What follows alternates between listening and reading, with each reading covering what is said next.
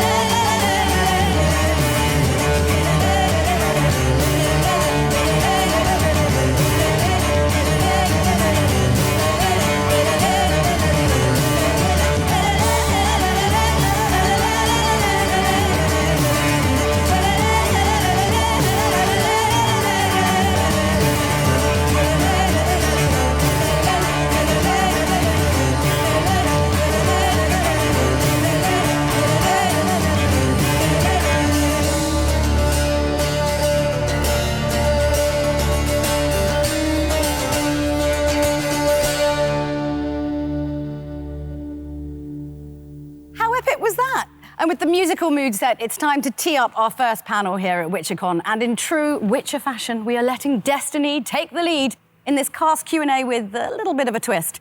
But before we dive into the deck, let me introduce our wonderful panelists. So joining the cast this season in the role of Lambert, a Witcher not to be messed with, here's Paul Bullion. How you doing, Paul? Hi, I'm very good, thank you. It's going to be fun, looking forward to this. I feel like I need to shout a bit over there. Hey, how's it going? We can't wait to see what this enigmatic Nilfgaardian mage has in store for us in season 2. Fringilla herself, Mimi M. Kaiser. Hello. Hey, how you doing? It's really good to be here. I'm slightly intimidated, actually. Why? I don't know, just... Don't be intimidated, we're chilled. Look at my fan. Look at that. Casual mischief, love it. Okay, a powerful sorceress, defender of the Northern Kingdoms and beloved by Geralt. Here's our Yennefer of Vengerberg, Anya Chilatra. Hi. Hello. How you doing? I good. do feel like that we should give her a clap because we all know the NFL loves a good clap. Yeah, I do. Inappropriate Thank you. moments. I was waiting for it.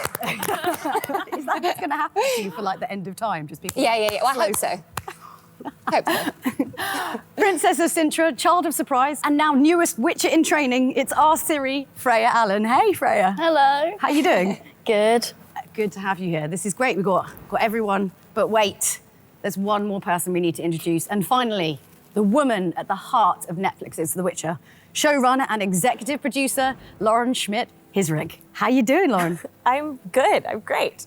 I'm really nervous. This is not what I normally do as a writer. No, we're just having a bit of a chat. I know that there's like all these cameras here, but just having a bit of chat. I'm a bit of a nerd. It's fine. Don't worry. Great. Okay, it's all good.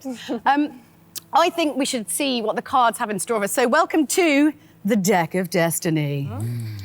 I was told to shuffle them, but I'm wearing like nails today, and this is really problematic. I'm not gonna lie. So basically, instead of kind of running through, a list of kind of generic questions to our esteemed guests, I'm going to be choosing fan questions from random from the Deck of Destiny. So the contents of this deck are as much a mystery to me as they are to you, but the cards are going to reveal a surprise or two, I think. So let's do the first card. Right, hold on, let me get this the right way around. Come on. Okay, right, the first card. Okay. So this fan is clearly hungry for a little bit of a season 2 scoop. So Lauren, actually, why don't you take this one? How did you approach the relationship between Geralt and the other witches at Kaer Morhen? Because, it's like the homestead, what's going on? It is the homestead. So much of what we talk about in The Witcher is about family. And so that's where we started this relationship with. Henry had Henry Cavill. Maybe you've heard of him. I don't think we need to use surnames at this point, honestly.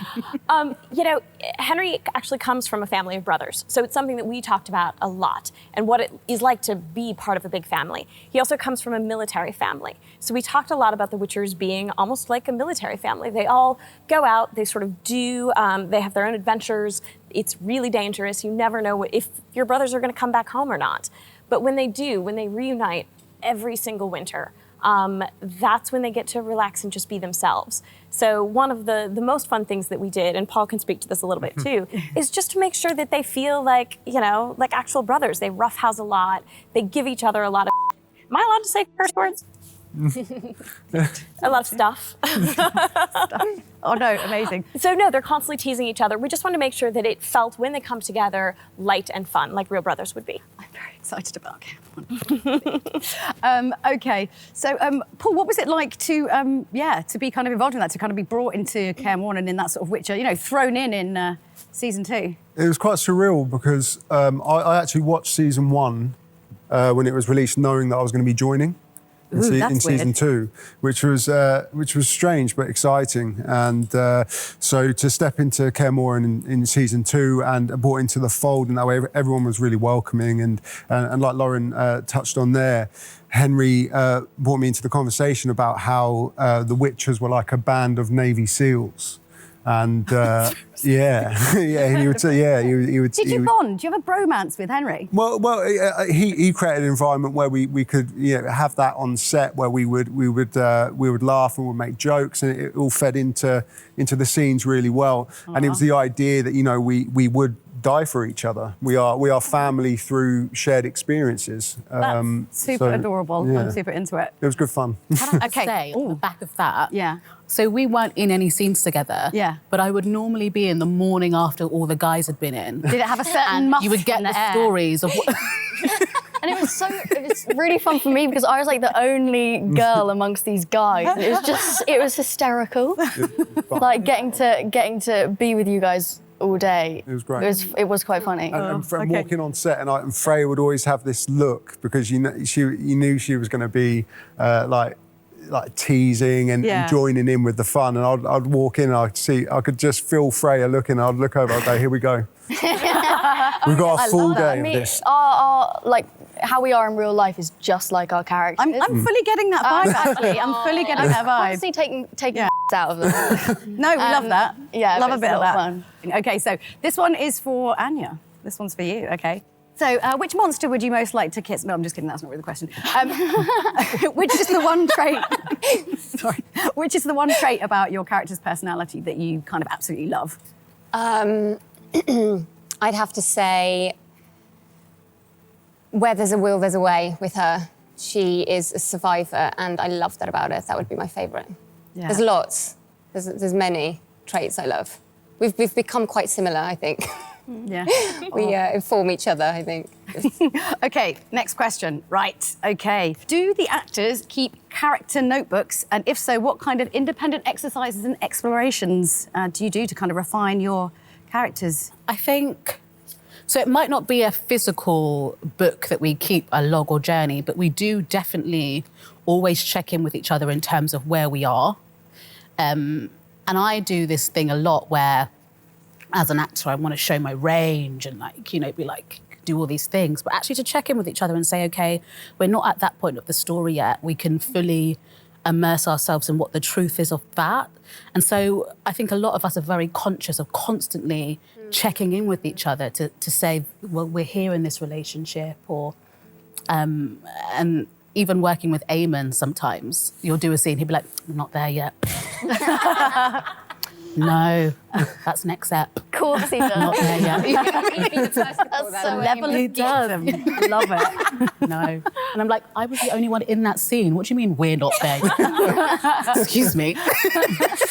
Oh, amazing. Okay, we have another question now on the deck of destiny. Okay, so we've actually kind of struck gold here because this is actually a Gwent card from, the Witcher card game. So we can actually take a look here. We can see our Sunset Wanderers there. Look at that. Delightful. So this one, I believe it's for Paul. Can you give us a sneak peek of a monster from season 2? Just one little one, please. Well, we weren't really meant to be giving away any little sneak peeks, but... What? Why am I here? Seeing as we've waited so long because of the world stopping, I think it's only fair that we give the first little sneak peek of one of the first monsters in season 2. It's the Leshy. Oof, let's take a look.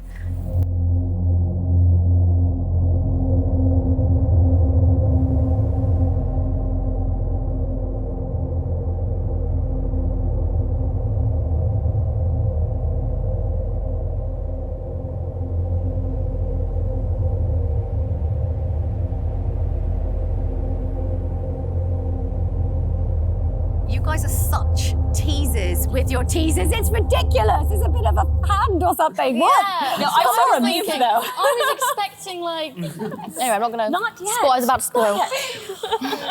It must be really difficult not to spoil things. I'll be like, bleh. So, okay, this one's for you, Freya.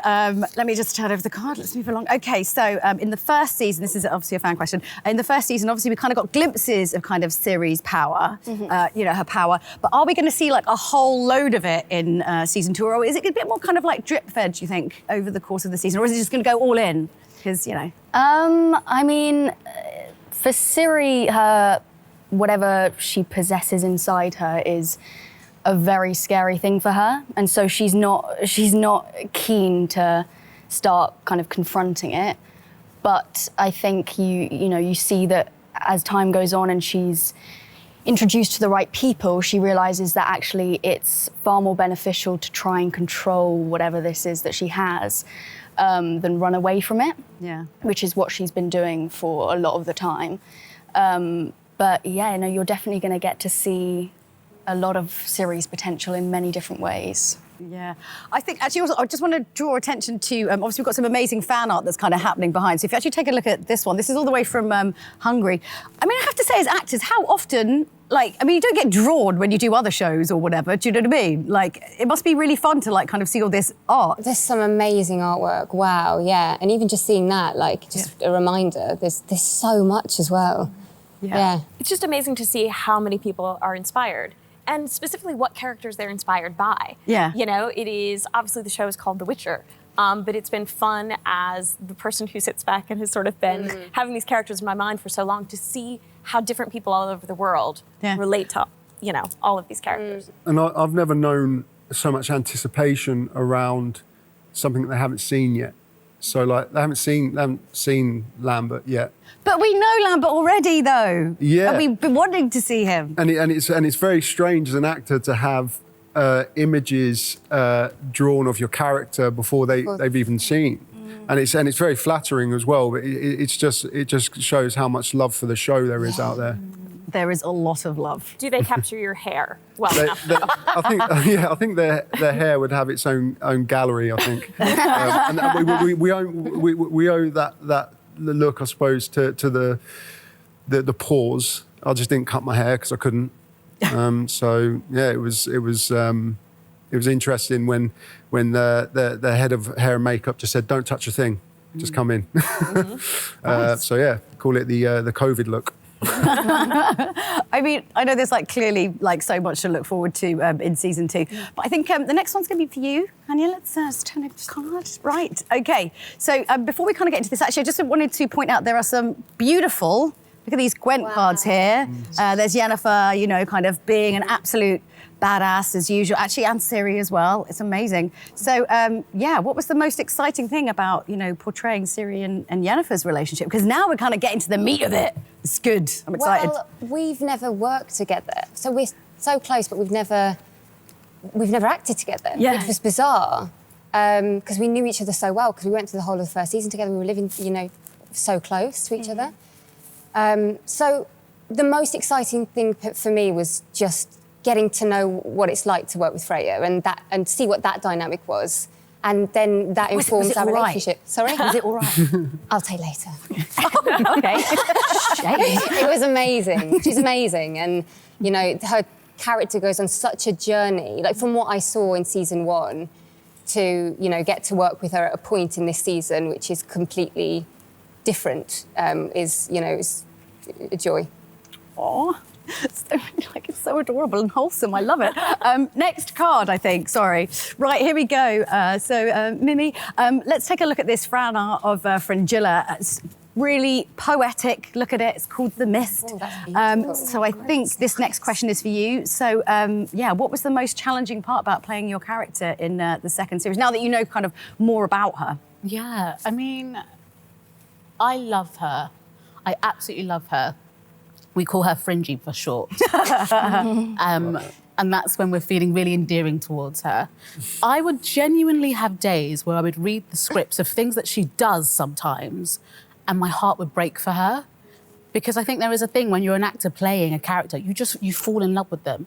And everything they do, even the worst things, you completely sympathise and want to cover them and be like, it's okay, we're going to get through that awful thing you did. Well, I suppose you sort of have to, right, to understand the character, you have to understand the motivation. Yeah, and also the pain that you must be in to do that. And then I'd be like, oh my God, put the sword down. Come on. You become like a best friend to your character. And anyone who messes with them, you're like, excuse me. No. Yeah. Don't talk about them like that. So true. And your character's allies as well. So Yeah. even if an ally's not there, you're like, you better hold on. Because I understand them and I've looked into their souls. it's true, you get so territorial. Yeah. And so sometimes it will come to do scenes and I'll be like, oh, why's she got to do that? And that comes from the human element in the show as well. Every character has, in the real world, everyone's represented by somebody in the show, I think. Yeah. Yeah. And I've definitely had moments in my life where I think, that wasn't a good decision. But you have to live with it, don't you? Yeah. It's about that arc. And also completely trusting that journey and trusting that you don't need to know how it's resolved now. Yes. That was something that I kept having to remind myself of, thinking, we haven't seen that side or we haven't been there yet, and just trusting that right here, right now is really important for where she's going to go, wherever that may be. That was really great, when you're doing a sort of longer journey with somebody. Amazing. Okay, so this question I think seems like a good one for Freya. This one's for you. So are we going to see any training sequences this season, are we? Because, you're not just suddenly a Witcher and then you're amazing. There's a lot of hard work involved. There's a lot of hard work that's involved. Yes, you are. It was one of the things I was most excited about for season 2, because I love doing all that. I love the stunt department. We have the best people involved with that, and they're so much fun and get the best out of you. But yeah, no, Ciri begins training, and that actually becomes one of her main kind of drives. She's very determined, and she really wants to become a great fighter and become a Witcher. and it's hard because she's got certain brotherly figures around her who are a little bit annoying and That's every brother, I think, in the whole world. Yeah, and Geralt's being a little bit, not quite letting her reach the potential she wants to, which is very frustrating for her. But yeah, no, we actually have a funny story, me and Paul, because there was we do this one scene and Lambert comes in and he is meant to slice this dummy. You're going with that one? Yeah. Okay. Was meant to slice this dummy. And each time he was just missing. And I tried to hold it together in the scene, but I just couldn't help but burst into laughter because every time it was just failing. We were trying to continue on with the scene, but it just wasn't. When I do finally in half, Freya's very aware that the camera is over her shoulder and they're not getting her reaction. So I look up to just Freya's trying not to make eye contact with me because she's laughing, and I'm meant to be stern, and I'm just looking at Freya laughing, and then I was literally just like this. I was like. and then they shout cut, and she goes, finally. This is great, although difficult, I presume, for acting when someone's totally. It really was a joy. Really, we had a lot of fun during that sequence, and we're very competitive.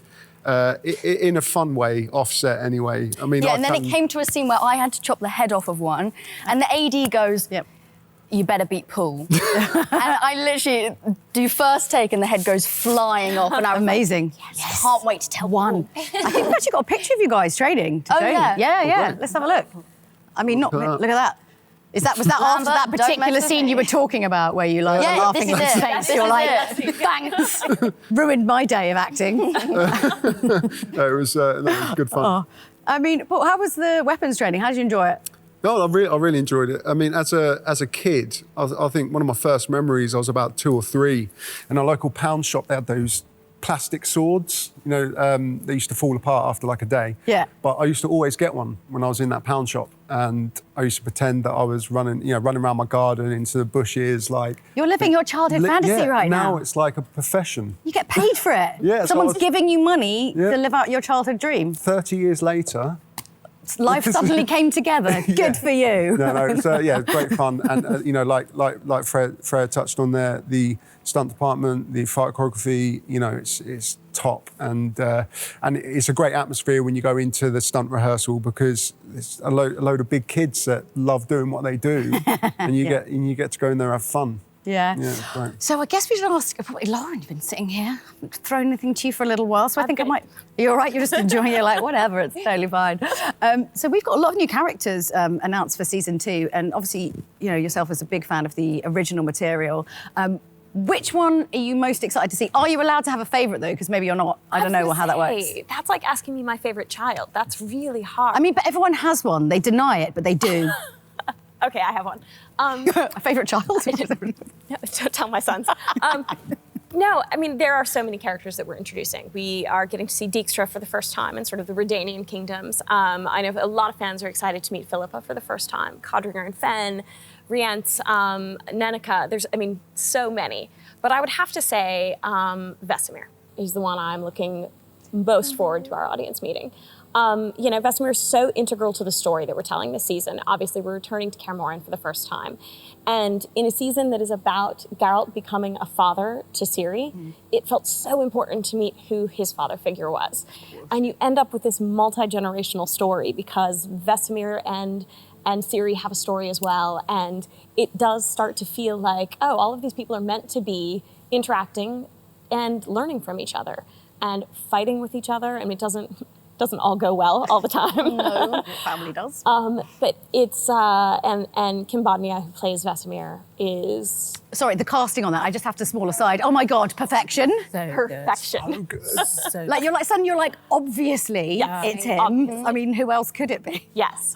I just today was watching an episode, and it's a scene that we actually were kind of struggling with. It was a scene that took an entire day to shoot, and it was just... Vesemir and Ciri in a Kaer Morhen lab. And we were struggling with it so much because it's such an emotional scene and so much happens. And I have to say, probably my favorite scene of the season. It is so beautifully acted and glorious. And I cry, and I see it a lot. So I sort of want to know more, but I don't want to know more because it's just making it harder. So yeah, I'm not going to lie. I do feel like the deck of Destiny hasn't disappointed, and I don't want to kind of push like our luck a little bit. But to be honest with you, I just want to keep asking you guys questions if that's all right. So I think we'll go for another round. Ooh. So all right. Oh, okay. Well, this isn't useful. There's like a J here, and I don't know if that's like a joker. Is it a joke? Oh no, it's going to be okay. All right. Yeah, it's Jaskier. There he is. There he is. Look at him, his little sweet face. And I believe that Joey can actually join us right now. Hey gang, my name is Joey. I play Jaskier in The Witcher, which I assume you knew because you're all here and you're all massive nerds. I'm very sorry that I can't be there in person today. I'm actually working on another project, hence the beard. But I'm here to answer some of your questions that have been forwarded onto me and also give you a little sneak peek, a little surprise at the end. This is from Sally. Hi, Sally. Dear Joey, oh my God, you're amazing. And there is no question. Who vetted these? I feel... this one is from John. Hi, John. Dear Joey, will there be a hat in season 2? Gotta let the hat thing go, guys. It's getting weird now. That being said, there might be a small amount of hat in it for about 47 seconds.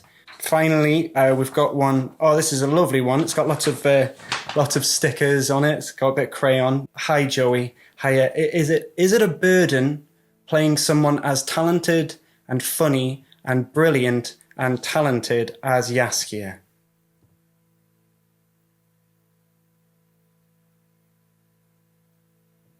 No. And that's from Henry Cavill.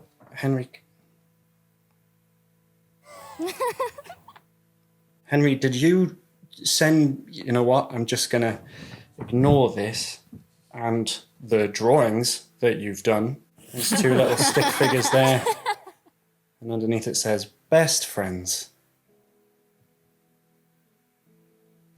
I'm just going to ignore that. Finally, hopefully you've been waiting for this for a while, I know, but hopefully you'll enjoy it. I'm going to give you a little sneak preview of Jaskier's new look in season 2. He's gone a bit more rock and roll. I think it's definitely something.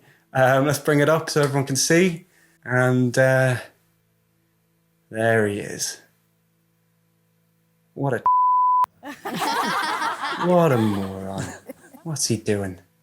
That was actually taken, that's just a photo of me from my local pub. You can tell because everyone around me is incredibly bored. I hope you enjoyed that little sneak preview. I cannot wait to share this season with you later in the year. But until then, I'm just going to go and burn this. Lots of love, everyone. Take care. Well, much like his character, Joey certainly knows how to leave his audience entertained. Yeah. But seeing season 2 Jaskier made me even more kind of like curious. So I feel like Deck of Destiny, we definitely need to turn to you once more and show me what you got. All right. Okay. Right. Ready. So this one says, which scene or sequence was the most fun to film? I think, Paul, why don't you take this one? Okay. I have to say probably the training sequence with Freya, Lambert, Cohen and Ciri. I remember it took a couple of weeks. It was quite hot summertime, and we had all the fake snow everywhere, and it was quite strange to have that combination to be cold in the boiling hot. And it was just so much fun. I think that was a real camaraderie starting to kick in because it was quite near the start of the shoot, I think. And again, in the spirit of competition, I made a passing comment about how much I like sour sweets. And Freya said, I bet I can eat more than you. So I took that as a challenge. So I'm online trying to find the most sour sweets I can find. I'll bring them to set the next day and cut to Freya with so many sour sweets. Yas, who plays Cohen, his eyes are streaming. I'm coughing. She wins. Really? I haven't even eaten sugar in so long as well, and we'd force it down. And I literally, my cheeks look like a... Bulging. Yeah, but The most important thing is that you won, though. Yes. Yeah. But she did have to go to set with a blue tongue, so I wasn't very popular with the makeup department. Oh, it sounds like a blooming holiday camp, this. It's great. I'm fully into it. OK, next question. Right, OK, so here's a kind of fun one for you. So show Witcher fans a collectible figure. So I believe, actually, this is, Anya, one for you. You're going to introduce this one. So, Dark Horse produce high-end figures that are coming out at the end of this year. But we have a teaser for you now, I believe. Ponderous. And if you stay tuned, you'll be able to see Yennefer's soon. Ooh, yeah. And so I believe the pre-sale date is 23rd of July for that. So mark that in your diaries there. Look at that. Pensive. Amazing. Yes. OK, right. One final card for you guys from the deck of Destiny. So let's make it count. So the card is asking us to reveal your favourite photo of Ciri and Geralt. And actually, I'm a little bit ahead, I think, of you guys here, as I've had a little surprise for you. Netflix, can you reveal my new favourite photo, actually? Boom. Wow. Look at that. That's amazing. But I think more importantly, for everyone is that those other words at the bottom there. There's a date listed here. Oh my... Look at that. I didn't even know. Didn't you know? This is a surprise to everyone here. Yeah. December 17th, we are doing The Witcher Season 2. You've made our Christmas. Look at that.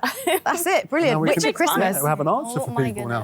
Yes, we finally can answer people when they ask us. Yeah, I know. That's amazing. I mean, Lauren, obviously, you know, I want to know everything about Season 2, but I mean, don't spoil anything, but can you tell me more about, you know, Ciri and Geralt's journey, but without spoiling anything, but can you tell me everything, but without spoiling anything? Without spoiling anything, but tell you everything that we've done. Yes, of course. No, you know, obviously at the end of Season 1, we have what I think is one of the sort of most emotional scenes that we've done, which is Geralt and Ciri finding each other after they've both been searching all season. And we get this super emotional hug between them, and it seems like, you know, we've got father figure and daughter figure, and everything's going to be perfect at that point. Except for they've never met. And so it was really fun to start Season 2 thinking about, well, they're not a family yet. How do they grow to be one? What do you do if you are a person like Geralt is, who has sworn he doesn't need anyone in the world whatsoever? And then he's presented with a girl who's now solely in his care. And we have Ciri, who's used to being under the care of people, but now has basically been running from everyone for an entire season, and now being told that, you know, this person is going to take care of you. And so it was really fun to start Season 2 kind of with them a little uncertain about how to be with each other. Yeah. And they have to really grow into that. We wanted to make sure that felt like an authentic relationship, that they weren't just bonded at the very beginning. Yeah, and it's the reality of the situation is Ciri has a lot, like, struggles to trust people after her journey to Geralt. And so it's not easy for her to just open up. And also she's got a lot of things that she doesn't want to open up about. And so it's kind of that dynamic of Geralt trying to understand this girl, and she's resisting it a little bit.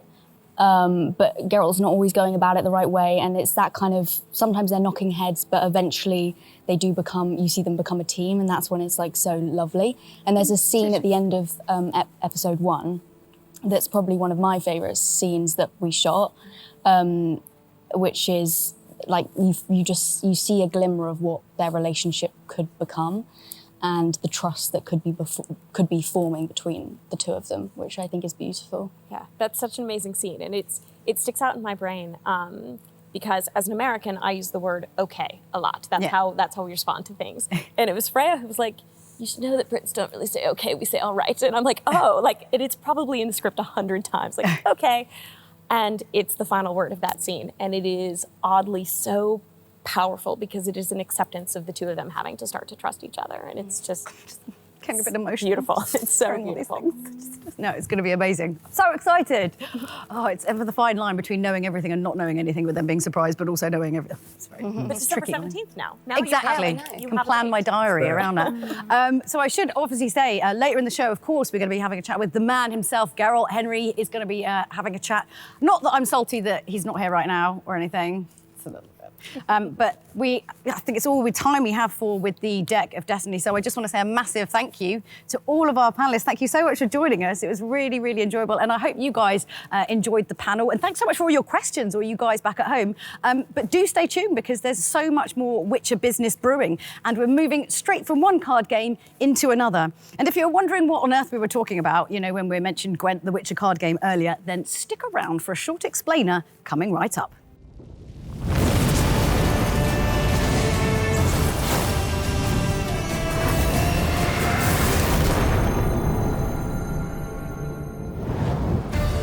Set in a dark and twisted world full of witchers, monsters, knights, and sorceresses, Gwent is a card game where armies clash and you, as commander, lead the charge. You engage in battles divided into rounds.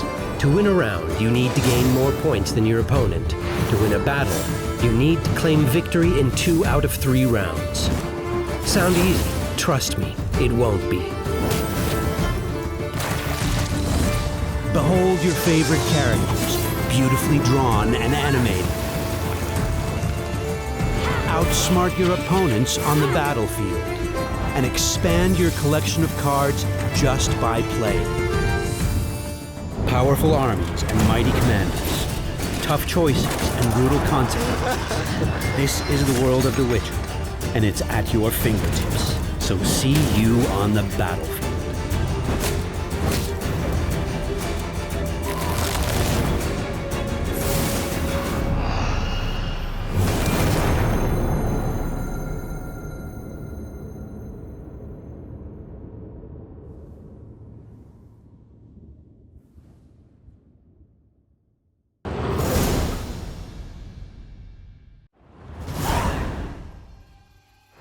I mean, note to self, obviously get myself some Gwent cards, but also note to panel, I desperately need more information about season 2. I mean, you can't leave us hanging like this after that last reveal. Look, Freya, okay, come on, Freya. You've got some juicy what can you give me, please? Just I think I can help you out there. As you know, Ciri's going through some pretty serious life changes next season, but the magic and drama aren't just unfolding on screen. Join me as we take a little peek behind the scenes.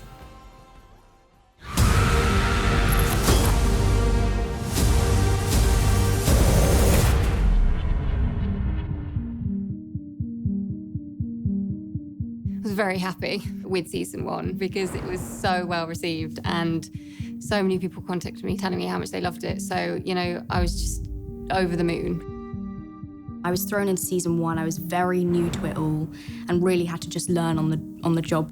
We were nervous because obviously we loved it because we put blood, sweat and tears into it. But I'm so glad the audience loved it as well. I actually do have a lot of lovely memories from season 1. I remember I just loved shooting episode 1. After her, I'm literally just running through the woods constantly. Always just running away from everyone.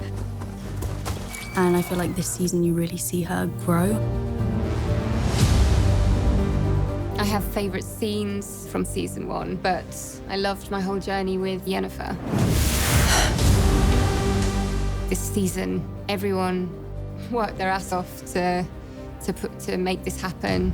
And so I'm just excited for people to see everyone's hard work. I mean, that's what we do it for. We do it for the fans, and the fact that gaming fans loved it as well as the new fans that were coming on board was just brilliant. Can't wait, actually, for people to see this season.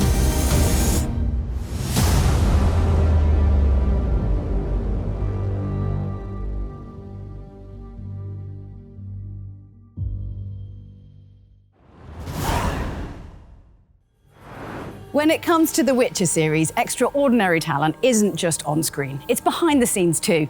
In this installment of the Humans of the Continent series, Netflix's master armourer Nick Jeffries shows us just what goes into making the weapons of the continent. Have a look for yourself.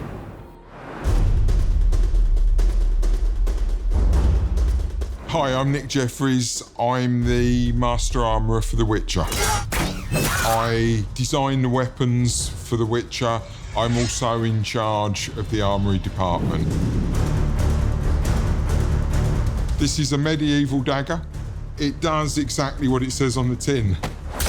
And it also has the ears at the top, which allow you to put a thumb on it for a very powerful strike. So here we have Yarpen's hammer. Name's Yarpen Ziggurin. This was a Nilfgaard sentry who unfortunately was a little bit rude to Yarpen, so he cut his wrist off and then he cast it in bronze. If you had to pick, which monster would you fight and which of your weapons would you use? I'd fight the smallest monster and I'd shoot it straight between the eyes with a Colt 45. What type of monster would I fight?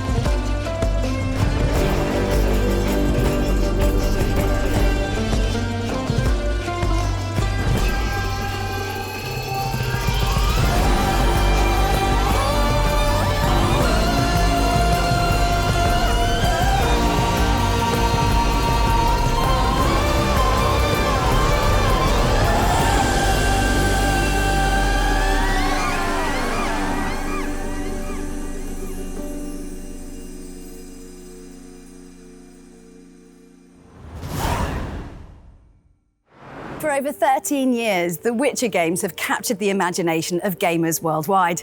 Next up, the developers behind the successful series discuss how they brought the Witcher universe to life, uncovering forgotten artifacts and touching upon favourite moments in the process. Let's have a look. Hello everyone, we are here today to talk to you a little bit about how we make the stories for our Witcher games. So for everyone who might not know what our Witcher games are, essentially you are playing as the Witcher, Geralt of Rivia, and you are exploring the world of the Witcher, and you basically do your job and you experience many different stories that we also refer to as quests. So those are the missions you undertake in this world. I work as a lead acting quest designer in Warsaw, and with me is Błażej. Hello, I'm Błażej Augustynek. I'm the acting lead quest designer for Kraków, the Krakow studio. I've worked on The Witcher and Cyberpunk, been in the studio for 7 or 8 years, I think. So my name is Philip Weber, and then I just really want to get into the first of the topics that we want to talk about today. And that is essentially what makes our games unique. Since, there's many different ways of exploring and experiencing The Witcher. There are, of course, the original books by Andrzej Sapkowski, and then there's also, of course, the Netflix series. So we want to talk a little bit about what makes these games special. Well, games as a medium are very different from books, that goes without saying. For us it's important because it allows us to immerse you as the player into the world in a way that any other medium cannot do, which is really exciting as an opportunity for a game developer. Also, we've set the games in the timeline after the books, which gives us basically the whole world as a blank canvas, right? In which we can tell our own stories. The challenge there, though, is to make these stories feel like they belong in that world, like they are part of it. Like if Andrzej Sapkowski were to make a game, that would be the game he would make. That's our hope, at least, right? Yeah. Yeah, and there's lots of questions we basically had to answer. So as an example, when the first Witcher game was developed, it was started in 2002, and basically it wasn't even clear yet if we're even gonna play as Geralt of Rivia, because basically the thought was maybe we could make our own Witcher. So for the first few years, basically, we tried to make it so you can make your own Witcher and you're exploring new lands. But then, over and over, kind of the question came, the game is called The Witcher. Everyone who loves the books really You likes... know who The Witcher is, right? Exactly, it's Geralt of Rivia. Everyone wants to Yeah. play as The Witcher. So, at some point, I think everyone kind of realized, yeah, we want to be Geralt of Rivia, we want to be The Witcher, and then we basically continued the story, and we made up our own, continuation of whatever happens, and introduced back all of these characters that people actually grew to love. All right, so we already talked a little bit about how we started, when we decided to make Geralt of Rivia, but maybe let's go even further back to the start. How do we even start, thinking about these stories that we then turn into video games? Yeah, so, well, obviously you start by reading the books and, getting to know the lore, etc., but it's deeper than that, because we have to go to the inspiration for our own inspiration, which means to all the stuff that inspired the author of the series. And this is also inspiring for us, and we use it to build our worlds in the game, right? So it's kind of like a postmodern deconstruction almost of fairy tales and all the Slavic mythology that we use. Or for the case of Beauclerc, we also use, sorry for my French, chanson de geste of Roman mythology. So for us, we use all of that as inspiration, and the deconstruction comes from the fact that we put real people like you and I into that fantasy world filled with elves and monsters and all that stuff. I was trying to say chimeras, but I said orcs, whatever. No, there's no orcs in The Witcher. in the Witcher world. I wanted to say chimeras. Anyway, all of that is also interesting on the meta level, because the way this world actually works, like in the lore, is it has real people from our world, like our physical world, in the fantasy world. This all happened in an event that is called the Conjunction of the Spheres, where two planets aligned and the people from our world were transported into the fantasy world that Geralt lives in. So it's interesting on a meta level, because the inspirations are actually kind of made manifest in the world. Mm-hmm. Well, also these inspirations are kind of important when it comes to the kind of themes and like general topics we want to explore. So often, essentially, when we come up with quests, we often look at, let's say, the world that Geralt moves around in. So as an example, in The Witcher Wild Hunt, Geralt explores Velen, which is a part of Redania. And in this time, it's war-torn. So of course, we want to tell lots of stories that have to do with these topics. Mm-hmm. So we basically, when we come up with quests, we think, what themes are interesting for us to explore. What interests us, and then what interests, as an example, the audience. So for sure, as an example, if we would tell stories about a war-torn land, as an example, I as a quest designer would say, I think I have an idea. I want to make a story about, let's say, civilian suffering in this world. And then we essentially start doing our research, because we essentially always say, we're making mature games, we tell mature stories. And that doesn't mean that it has to have, gore and violence and sex. Of course, that can always be part of it. But what it actually means is that we really want to tell about topics that we think are important, that are interested to us, and that essentially make people, think when they play, and that make them feel when they play, and that are, maybe sometimes a little bit challenging. So this is often, for us, actually the first thing to start, essentially to really go. We don't just want to tell stories of, a witcher walking around the land and slaying monsters, because that's not what we want to do, that's not what Sapkowski did, but really to say, what is actually an interesting theme that, is worth exploring. And that's basically our rule for almost every single quest, where we just ask, why does that story need to be told? And if, we can answer all of these questions, then we usually have a good start for a quest. But there's also a technical challenge to that, right?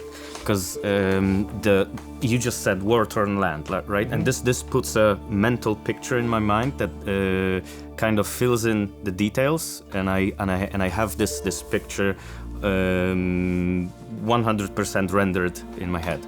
Now, the thing is, in a game where we want to immerse you, we actually have to do all that work. We as a team, not we as quest designers, but the whole studio has to work on rendering this war-torn land in painstaking detail, pretty much, because it's environment artists, it's FX artists, it's level designers, it's all that stuff that we need to actually physically create in the game so that it looks like a war-torn land. So all the details that in a book you can kind of fill in with an offhand sentence, we do have to render to make it immersive, right? So there's this technical thing. Yeah, exactly. And the thing is, we also have to do it in a realistic way, because we're always saying we don't want to make a stage on which our stories take place. We actually want to create a world.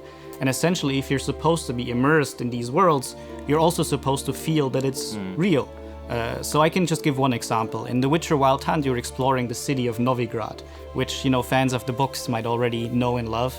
And we basically had to do tons and tons of research, you know, our concept teams, our environment art teams, to really see that the city shouldn't just look like any medieval city, but also it needs to function. You know, the city is a big merchant city, so it needs a really big harbor. It, as an example, has a very famous harbor crane, and it needs, you know, proper walls around it with lots of different gates, because Novigrad is a free city in the state of Redania, so of course it needs lots of defense.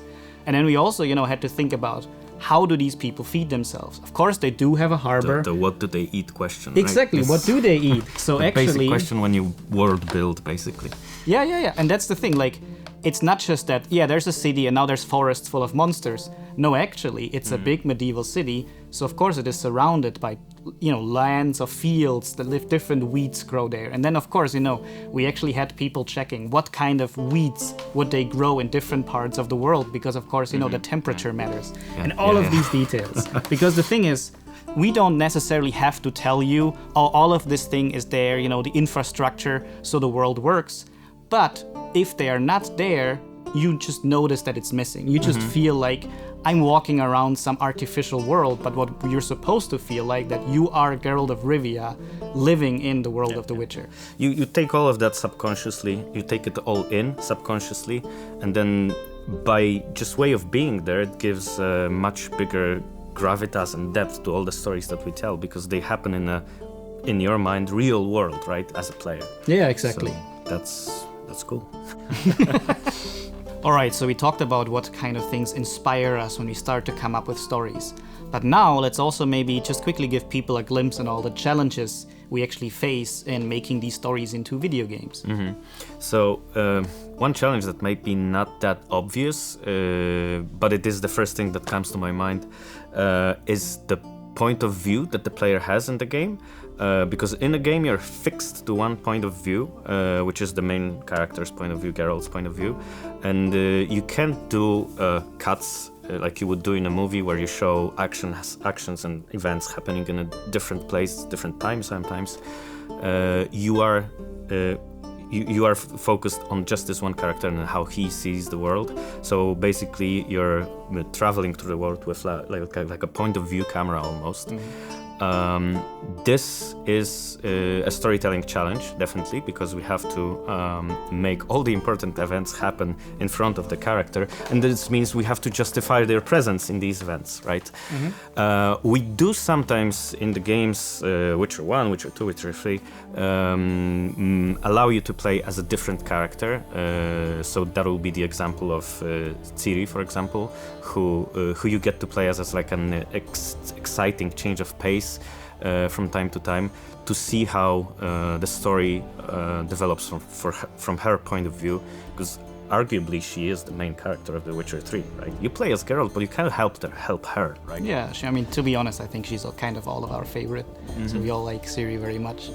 Well, the thing is also, we talked about, you know, that we create an open world and not just a stage, but it also kind of creates these challenges for actually making a story then, because usually if you want to tell a story, you know, you want to go from A to B to C, and usually you want to make the choices that are, you know, best for the flow of the story. But we, of course, you know, say we want to make an open world so you can run everywhere. So as an example, if you're walking around with a character, player might decide to just run away. And then, you know, our game and our stories, they still kind of need to work. So it is actually often our job to essentially make sure that whatever action the player can take the story still works, and sometimes the story notices. Sometimes a character might complain if right? you're rude to them, and I think that's always Yeah. it's always nice when you can actually, as a player, I think, find these little spots. But of course, also it's kind of one challenge that we have is to not make you want to run away, to actually make you want to follow that story along. And usually, when we can tell that, while playing our quests, people just, they start looking around and they start running away.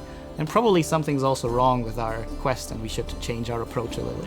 This might actually happen when you present choices that are not intuitive for the player at the point where they are presented to you. Because as quest designers, we have to sort of anticipate what would be the natural reactions, not only for the player, but also for Geralt, when presented with a problem, right?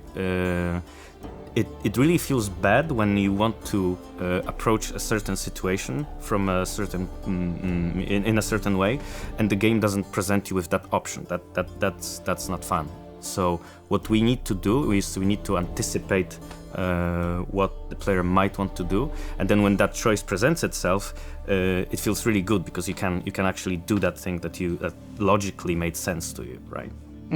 And also we kind of have to give you that power to be able to make those choices. So all 3 of the Witcher games are RPGs, so role-playing games, and you usually play the role of Geralt of Rivia. Thing is, Geralt of course knows the rules of the world of The Witcher. He knows the culture, he knows the politics. And then it is also our job to make the player be able to know all of these things. So, we're not gonna start the game by saying, okay, you're in the kingdom of Redania, this is the king of Redania, this is, all the laws that exist. But we kind of try to do it naturally. So as an example, you might walk by some peasants that complain about, someone raised the taxes again. And these kind of, details where you really start, getting a feeling for how the world works. What is the culture? What kind of religions do people have? What do they believe in? And then, once you get all of that information, I think you're also able to, make choices. Because if you don't have any information to base your decisions on, that's not a good choice. That's just, choosing A and B, and I don't know what A and B are or, what they could cause. So that's also a very important job that we have to make that possible. And sometimes we use the player's character Geralt as a tool for exposition, because he does know this stuff, so he can use it. He can tell it to the player, so to speak. But this also builds into the fact of player expectations, because the Witcher universe is books, comics, series, movies. There's this famous Polish movie, and all of this stuff has built a layer of expectations that fans. Even us, right? I remember the first time we saw the Yennefer model, like everyone gathered at Mateusz Tomaszkiewicz's computer, our quest director. Well, he was lead back then, right? And everyone gathered around his computer and they were looking at how Yennefer looks in the game. It was the first time I saw her, and everyone had their opinions, of course, but but at the end of the day, it was really something to see, the mental image that we had of her after reading the books and watching the movies rendered on the computer screen, and then a big privilege of getting to actually use this model, right? And make quests with it and all of that stuff. So yeah. All right, so maybe let's get a little bit to the star of our games, which is Geralt of Rivia. And of course, as you're playing The Witcher, you're playing Geralt. And there are some unique challenges when essentially making him a video game character that you as a player are controlling. Maybe let's talk a little bit about that part. Yeah, this is actually super interesting because I noticed it first when I played The Witcher 1 as a fan. So there's this whole gamut of actions that Geralt does that are mentioned in the books. The making of potions, obviously the sword fighting, horse riding, all these things that kind of build a picture of what it means to be a Witcher in this world, right? And for this experience in the game to be immersive, we need to translate all of that into gameplay actions, into things that the player can do. Because by doing these things, by sword fighting, by mixing potions, researching monsters, talking to people, really, also, that's a big part of it. You start to feel like a Witcher, basically, because that's what you're doing for your interaction with the game, right? Well, it's also for us, we just had to pretty much adopt his character.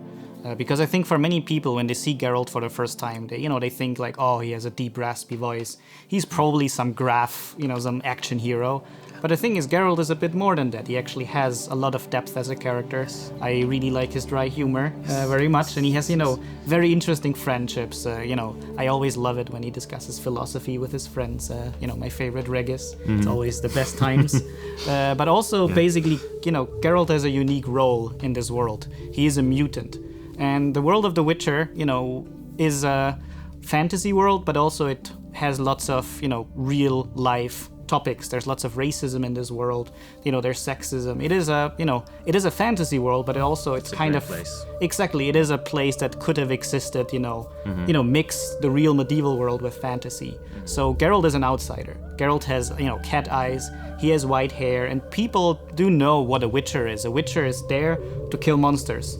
But for most people, a Witcher is not that much better than a monster. They're accepted He's as a long mutant, as they do right? their job. Exactly, they're a mutant. He says that he's not human multiple times. Yeah, he doesn't exactly. feel like he belongs to the race, really. Yeah, that's the thing. People, tend to spit at him when they see him in the streets, and you are essentially inhabiting this role. Geralt is not a shining hero in a shining armor. He usually often, he tries to do the right thing, but usually, a Witcher is supposed to stay neutral. But, in the end, if he's to make a choice between good and evil, he'd rather not make a choice at all.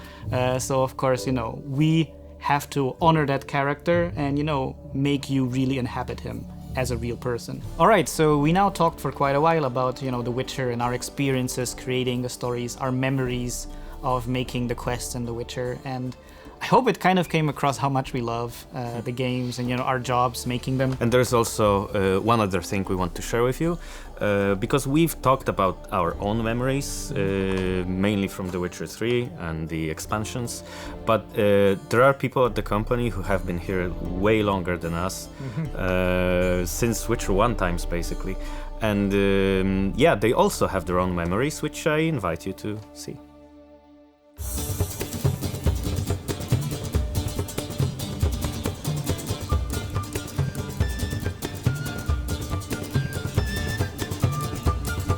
Może sobie do dowodu walnę, takie to jest dobre oświetlenie.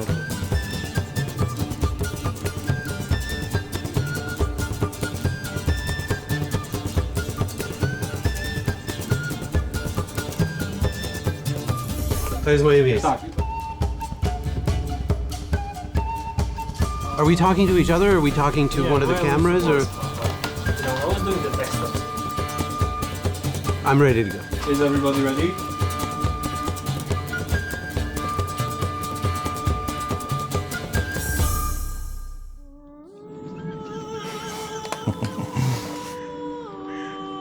No, to był fajny trailer. Yeah, I remember Badowski talking about this it has to be a magic hour. Współpraca z Tomkiem Bagińskim, początek naszej znajomości. To trailer, który oglądałem nie myśląc jeszcze o tym, że mogę pracować w branży gier.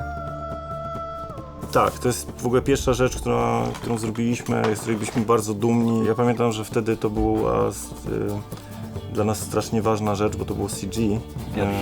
Pierwsze CG i to było coś niezwykłego. I was kind of proud when this came out and I thought we can do stuff. Yeah. Do really nice stuff. Although the hair sucked. Ja pamiętam, że w pracy u mojej żony wszystkim paniom strasznie się podobał właśnie ten Wiedźmin i mówiły, że będzie super. What was the name of the character that Geralt actually used as his bait? I remember absolutely loving his cartoonish way of running. His legs just seemed to spin around like do, do, do, do, do. O nie. Niesamowite. Well, you know what it is. Jakie to były Słynne targi? zdjęcie z internetu, też w zasadzie memowe zdjęcie jest. I never saw this actually. I don't think I've ever seen this photo. No, po prostu nie było nas stać na wynajęcie dużej budki, zrobienie tam standu własnego. Nie jest tak źle. The E3 came a long way from kind of... Oh yeah, well, our presence at E3 has come a long way, but I think E3 has come a long way as well. Byliśmy taką grupą osób, która chciała zawojować, być lepsza od tych innych produkcji, które były wtedy na rynku. Pamiątka, jak wygląda branża gier komputerowych w Polsce, gdy powstawał pierwszy Wiedźmin. To była trochę taka wolna amerykanka, troszeczkę taki dziki zachód. Trzeba było zbudować cały łańcuch takich hostów, którzy łapali dziennikarzy, przyprowadzali tam, odprowadzali. To oczywiście Na było... siłę. No to było duże przedsięwzięcie i wszystko robiliśmy w takiej taktyce partyzanckiej. Pamiętam, że mieliśmy plakaty, które chcieliśmy rozdawać i nikt ich nie chciał brać i wymyśliliśmy, że wbijemy się do kolejki Blizzarda i dawaliśmy ludziom stojącym w kolejce i nas goniła ochrona. Oh, young and beautiful. It was GDC, right? I was doing some GDC stuff, and the Płatkov called me like, hey, you know what? There is this party you have to attend in the evening. I was like, but I have stuff, and he's like, no, just get into the taxi and come in, and you'll be fine. And then I came in, and there's like a room filled with 10,000 people, basically, and they give me the microphone on the stage, saying that I'm supposed to say something. In fact, the last time I was here, Donald gave me a gift. The video game developed here in Poland that's won fans the world over, The Witcher. I confess I'm not very good at video games, but I've been told that it is a great example of Poland's place in the new global economy. Oglądaliśmy przed chwilą to takie krzesełko i to stanowisko, a następna rzecz, którą oglądamy, to jest prezydent Obama, który wypowiada się o Wiedźminie i to wszystko na przestrzeni dosłownie kilku lat. To w bardzo krótkim czasie zrobiliśmy jakiś taki ogromny skok do przodu. W zasadzie tylko dzięki pracy ciężkiej bardzo wielu ludzi. Tak, wtedy sprawy jakoś przyspieszyły totalnie, to znaczy nagle okazało się, że to jest głupio o tym mówić, ale że Wiedźmin stał się jakąś rzeczą, która w ogóle łączy Polaków, to jest wszystkich dobro. Tak, to chyba był ten taki moment, w którym zacząłem sobie coraz mocniej zdawać sprawę z tego, jak bardzo jest to ważne w skali globalnej. Ktoś zadzwonił z kancelarii na recepcję i powiedział, że tutaj mają taką prośbę, chcieliby prezent dla prezydenta Baracka Obamy, czy mogą dostać grę w jakiejkolwiek edycji. Ludzie z recepcji pomyśleli, że to jest chyba jakiś dowcip troszkę i że ktoś tam próbuje ściemnić, więc poprosili o kontakt osobisty, żeby ktoś przyszedł. Wystosowaliśmy list od zarządu do prezydenta Obamy. Mieliśmy ileś wersji wydrukowane na takim bardzo ładnym papierze i jak się podpisywałem, to źle się podpisałem, to musi ładniej... Pamiętam, że ktoś biegał i prosił o podpisy i na pytanie dla kogo, to dla Obamy i wszyscy, aha, to jasne, dawali podpis i zajmowali się swoimi rzeczami. Wanna? Ojej. No, Geralt był w wannie. Jak jeździliśmy pokazywać grę, to za każdym razem na każdym komputerze było trzeba sprawdzić, czy działa, ustawić i pograć kilka minut. W związku z tym tą scenę widziałem nieprzyzwoicie dużo razy. He has very pretty feet. His feet are too pretty for a Witcher. There should be calluses. Yeah, there should be calluses there and so on and so forth. No, I'm serious. There should be boils and... To jest ikoniczne. Tak. To jest ikoniczne. To zostanie na zawsze. Ja zasadniczo w ogóle tak się kąpię codziennie. Z takimi fajnymi zabawkami. Nogi, tak. Zabawki są mojego syna, ale... Geralt ilustrował wszystkie artykuły na PC Gamerze i za każdym razem, gdy nie dali jako ilustracji tego artykułu Geralta w wannie, to wszyscy czytelnicy protestowali głośno i musieli przywracać ilustrację tak, żeby to był rzeczywiście Geralt w wannie. But it was a lot of work. Even the sponge that floats on the surface of it, and it has like a special shader. Na Prima Aprilis zrobiliśmy kiedyś figurkę i to był prototyp, jedna sztuka na drukarce 3D stworzona, ale musieliśmy później zrobić prawdziwego, bo zbyt dużo osób chciało koniecznie, żeby była prawdziwa, a nie tylko Prima Aprilisowym fejkiem. Wow, mówiłem. Poznaję tego gościa. How can I help? Trochę poszła technologia na przyszłość. Is this where I'll find it? Good question. I used to work for the lawyers, Codringer and Fenn. To jest inwencja modelarzy, nie moja, żeby Podpisałeś papier, żeby mogli to zrobić? I potem już podpisałem, jak się już zrobiliśmy bardzo profesjonalnie. That's a long story.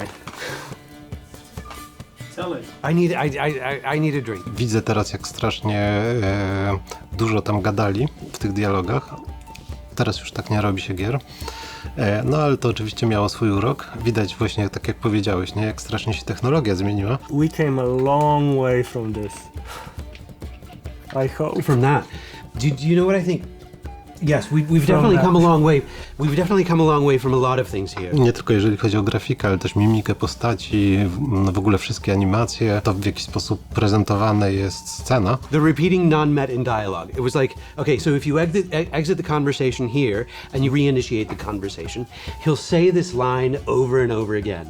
I'm all ears, White Wolf. I'm all ears, White Wolf. I'm all ears, White Wolf. We kind of knew how to use them, but kind of didn't know how to use them. So there were some really awkward ones, like, hey, Witcher! You know, good to see you. And you'd get that, 35 times during a conversation. I hated that. It was one of the priorities to get rid of that. Wiedźmin 1, Wiedźmin 2, Wiedźmin 3. Widać, jak się starzał razem z nami. No, 3 Geraltów zmieniających się. To jest w ogóle, to jest wielowymiarowe. Completely a raw badass. Cała stylistyka tego, to jest w jedynce mieliśmy estetyczne białe tło, w trójce podobnie, a w dwójce totalny Hollywood, eksplozje, wszystko w ogniu, a ty idziesz w slow motion, oddalając się od płomieni. To scena z Desperado, jak z Banderasem. No, ale to smaczy ogień, to trochę usprawiedliwia. Troszeczkę. I nie ma gitary. Oczywiście to też jest cała generacja technologiczna. Pierwszy Wiedźmin składający się z, 15 000 trójkątów, a kolejne to już jakieś w ogóle setki. Nawet mi nie mów o trójkątach tak. w Wiedźminie pierwszym, drugim czy trzecim, no to wiesz, to jest chodząca lokacja. With The Witcher 2, we actually gave body to the continent, we started to explore.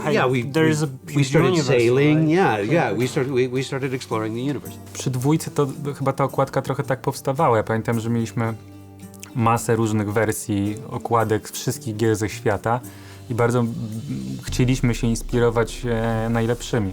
Przy okładce do trójki to już było trochę tak, co nam się najbardziej podoba i co uważamy, że najbardziej pasuje. No i potem już taki super dojrzały Facio z Wiedźmina III. Najlepszy. No, jest zdecydowanie najbardziej taki data. Been through hell and high water, you and me. Fact is, you know me better than anyone else does. To ja się przy tym nie wiem dlaczego wzruszam i mam ciarki. Thanks for everything. And know we all miss you. No to jest Fear Factor. So, might be my birthday, but I say, here's to you. Jak o nim myślę, to sobie przypominam, no tak, on jest takim w sumie podsumowaniem, że to się skończyło i nie, to on nie istnieje. No, to jest świetne zakończenie trzeciej części Wiedźmina. W Toussaint. To jest taka kropka na D. Właśnie zakończone jeszcze w takim miejscu, które bardzo przyjemnie się kojarzy. Wakacyjnie, urlopowo.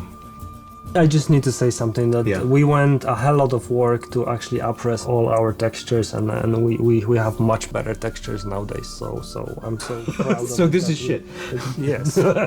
Pokazaliśmy go na PAX-ie w Seattle, na panelu urodzinowym. I pamiętam, że tam odważyliśmy się wynająć taką wielką salę, taki amfiteatr na 2300 miejsc.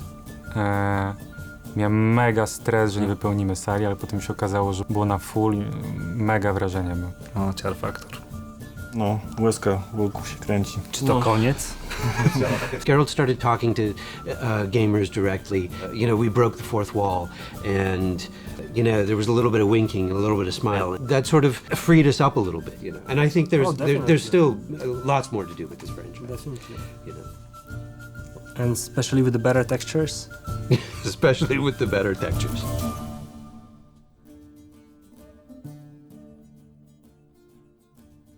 Ready? 3, 4.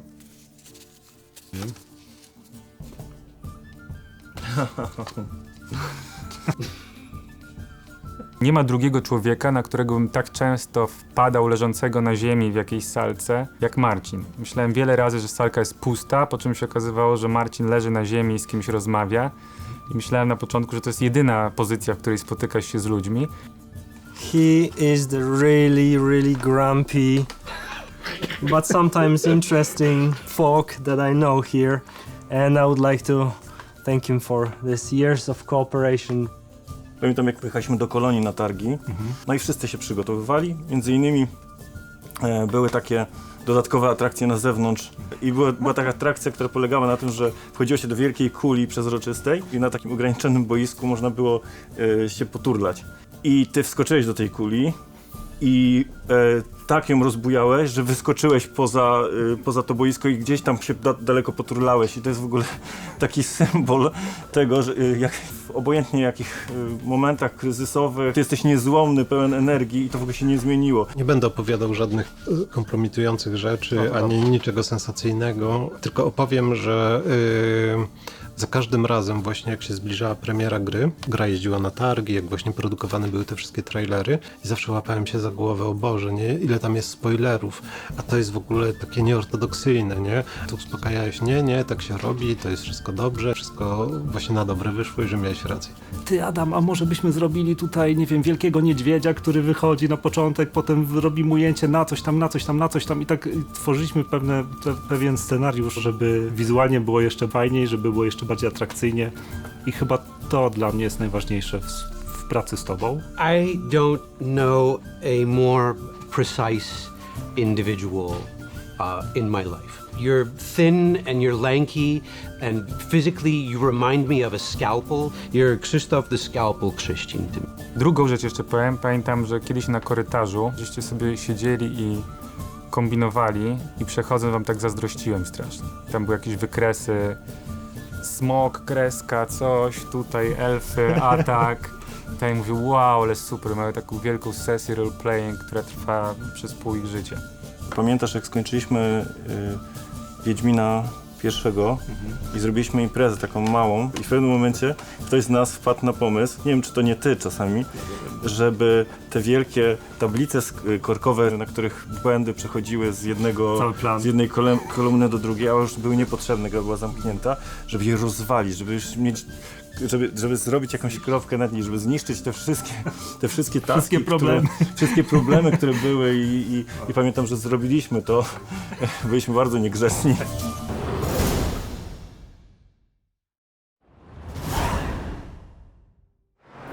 If you've been with us from the start, then you're no stranger to their music. Our house band is back. The amazing Martin Pibivovic and Percival, take it away.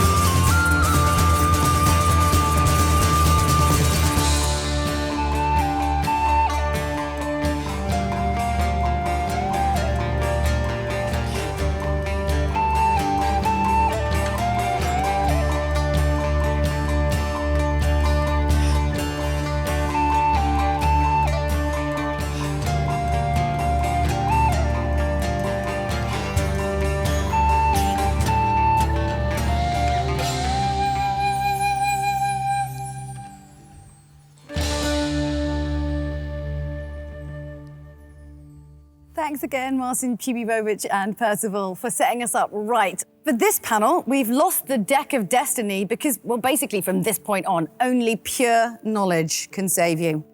The name of the game is Geralt of, wait for it, Trivia. Such a good day, whoever came up with that. And the goal is to determine which of my next panelists truly deserve the title of Lore Master.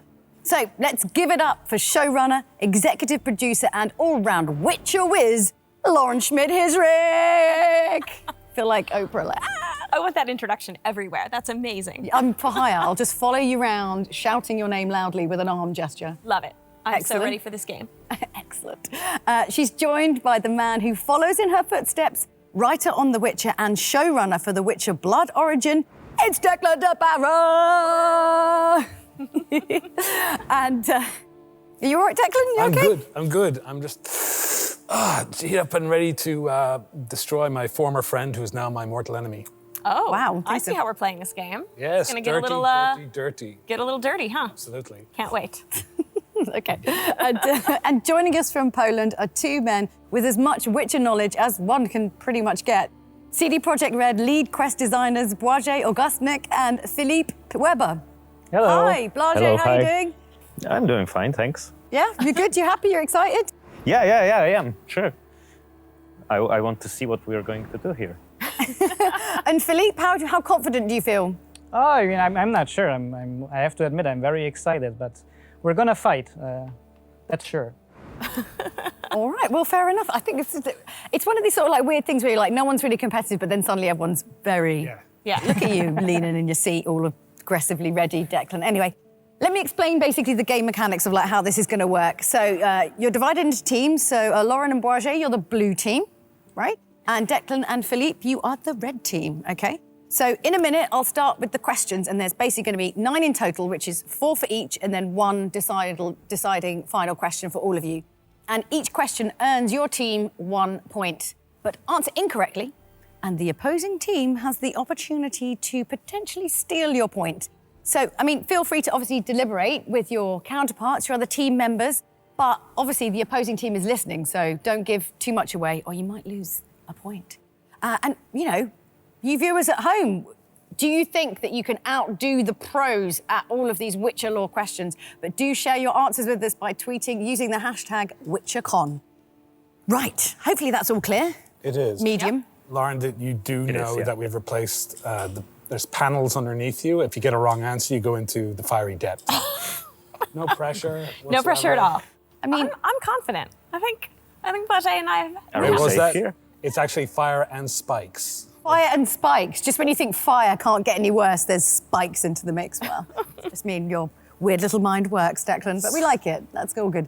Okay, so first question is for the blue team. So let's see how well you really know dear old Geralt. Oof. So for a man of surprisingly few words, he's actually got a huge amount of monikers.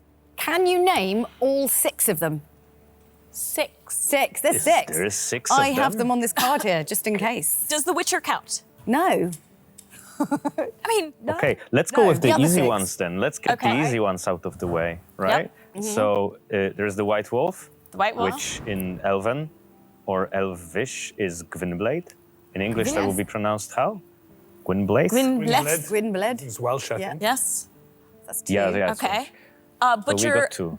Butcher of Blaviken. Of course. It's one of the more popular ones. Classic. The classic B.O.B. Isn't there another Oh, there's Butcher the- one? There's another Yeah. one with Butcher. The Butcher of White Orchard. Yes. Okay, you got Okay. 4. Yes. Okay. Couple more And to there's, go. there's another one I wanted to say about. There's the one we used in the game also. It's a throwaway line in the books. It's Ravix of Forhorn. Forhorn, yes. Wow. Czteroroga in Polish. Yeah, that's right. So sounds kind of yeah, dirty. yeah. Sounds kind of dirty. It does. Have you ever? No. No, it's Okay, just so- Polish. So we. Does all You got Polish one more. sound dirty? We got one more. One Okay, more. one Can you more, get one it? more. It's you're really going to kick yourself. It's Okay. a quite straightforward one. The white one? Just The white one. The white one. Let's see if they've got that it was it? right, and they have. Yes, all 6 right. So the Okay. point goes to you, Lauren. Nice. Kicking off. That was a That's like a multi. I think we get more points for that because that's a lot I'm of answers. registering a protest because you missed his two most crucial names, which is Stan the Hat. Where Stan the Hat is his side gig where he sells illicit kittens in Blaviken. And Bob. Bob is a nice name for a... Bob, that's a nice name for a Witcher. Bob. Bob the Witcher. And any Blackadder fans out there will get that. And you know why he said it like that? Why? Because he used to have a stutter, so it was Bob. Yeah. Well, we also forgot a really important one, because when Geralt was a young guy, Vesemir asked him to, what's your proper Witcher name? And I think he wanted to be Roger Eric Duot Bellegarde, and Vesemir told him he's an idiot. So I think that's always my favorite one. Yeah, but he was a little kid then. Very long name. We also could say that it's Sir Geralt because he did get knighted at some point, right? Right. That's a good point. Yeah. I feel like there's a lot of... Geralt. Yeah, as we you said, have Mev stepping in. Like, how long can we keep going right now? The point's already gone. I think that's basically it. But it was fun to hear all these other names. That was pretty good. So, red team. So now we're on the topic of Geralt. Which creature or being gave Geralt the scar across his left eye? Was it from winking too much, ladies? Yeah, those are excellent questions. Think it has something to do with a bird-sounding name. Okay. You're going to need to be a little bit more specific than that. Cockatrice of something. A little bit more specific than that. Spala. Cockatrice of Spala? Ah, yes, That they've might got be it it. right. Ding, ding, ding, ding. Point to the red team. Oh, even Steven. How many times is that said in the Thank you very game? much. How many times? Is it said a lot? I'll be completely honest. I think it's just kind of a throwaway line. It's Geralt mentions it, but I could not recall if there is a big story behind it. That seems like something maybe we should do at some point. This is some sort of worrying, wibbly law we need to hammer out here. Not okay with that. I'm very disappointed that has been used because it's the best character name ever. Because could you imagine Witcher season 7? And it's like, good evening, I am the Cockatrice of Spala. And I have come to kill you. I would fully watch that. I don't think it talks. Fully watch that. You don't think it talks? All right, okay, next question for the blue team. All right, so from ghoul bites to other things that have kind of strange effects on the mind and body, who or what is Rydwaith Carthian? Is it 1, a monster that controls minds? Is it 2, an exotic plant? Is it 3, heartache in Hanlinga? Or is it 4, an influential mage? It sounds made up. Most lore does, I'm not going to lie. I think I know this one. That's true. That's true. But I'm afraid go of saying ahead. it. Okay, we're going to try it. Just do it. Just do it. I Just do think it. it's an exotic plant. Are they right? Is it an exotic plant? Yes, you are correct. Nice. Point. I didn't even have to phone a friend. I didn't. I'm just pretend I did. Okay, right, red team, are you ready? Oh, wow, very ready, aggressively so. Right, okay, so it's not just plants that you should be wary of in The Witcher. The universe is full of dangerous creatures too, and each one more horrendous than the last. Which far from friendly foe's silhouette do we see here? Is it number 1, a gold dragon? Number 2, a basilisk? Number 3, a griffin? Or number 4, a green dragon? Let's see it. First of all, I did not approve this picture of me at all. It's like a weird Rorschach test, right? It is like a griffin had copulation effects with a basilisk and had a baby and fed it fire. I It don't looks know. like me coming home from a night out. I think because the way it's hunched over, what would you think, a basilisk or a griffin? No, it's not a griffin. I mean, maybe it's a bit cheating because I do recognize that it's from the game. So but it's, it's made for me. It's not cheating. That's the point. Where you being here? What are you going with? Final How answer. long were you going to let us go back and forth? Okay. Yeah, it should be a basilisk, but it could also be a cockatrice, maybe of Spala, but I will go with basilisk because there's no cockatrice here. Or it could be That's me. not one of the answers. Hold on. Okay. If I was like this. Yeah. There we It's go. kind of It's you. very similar. Like if you spilt some wine on the floor or Exactly. something. Yeah, very similar. Okay, let's find out if they've got the correct answer. Yes, it is number 2, a basilisk. Well done. Point. Perfect.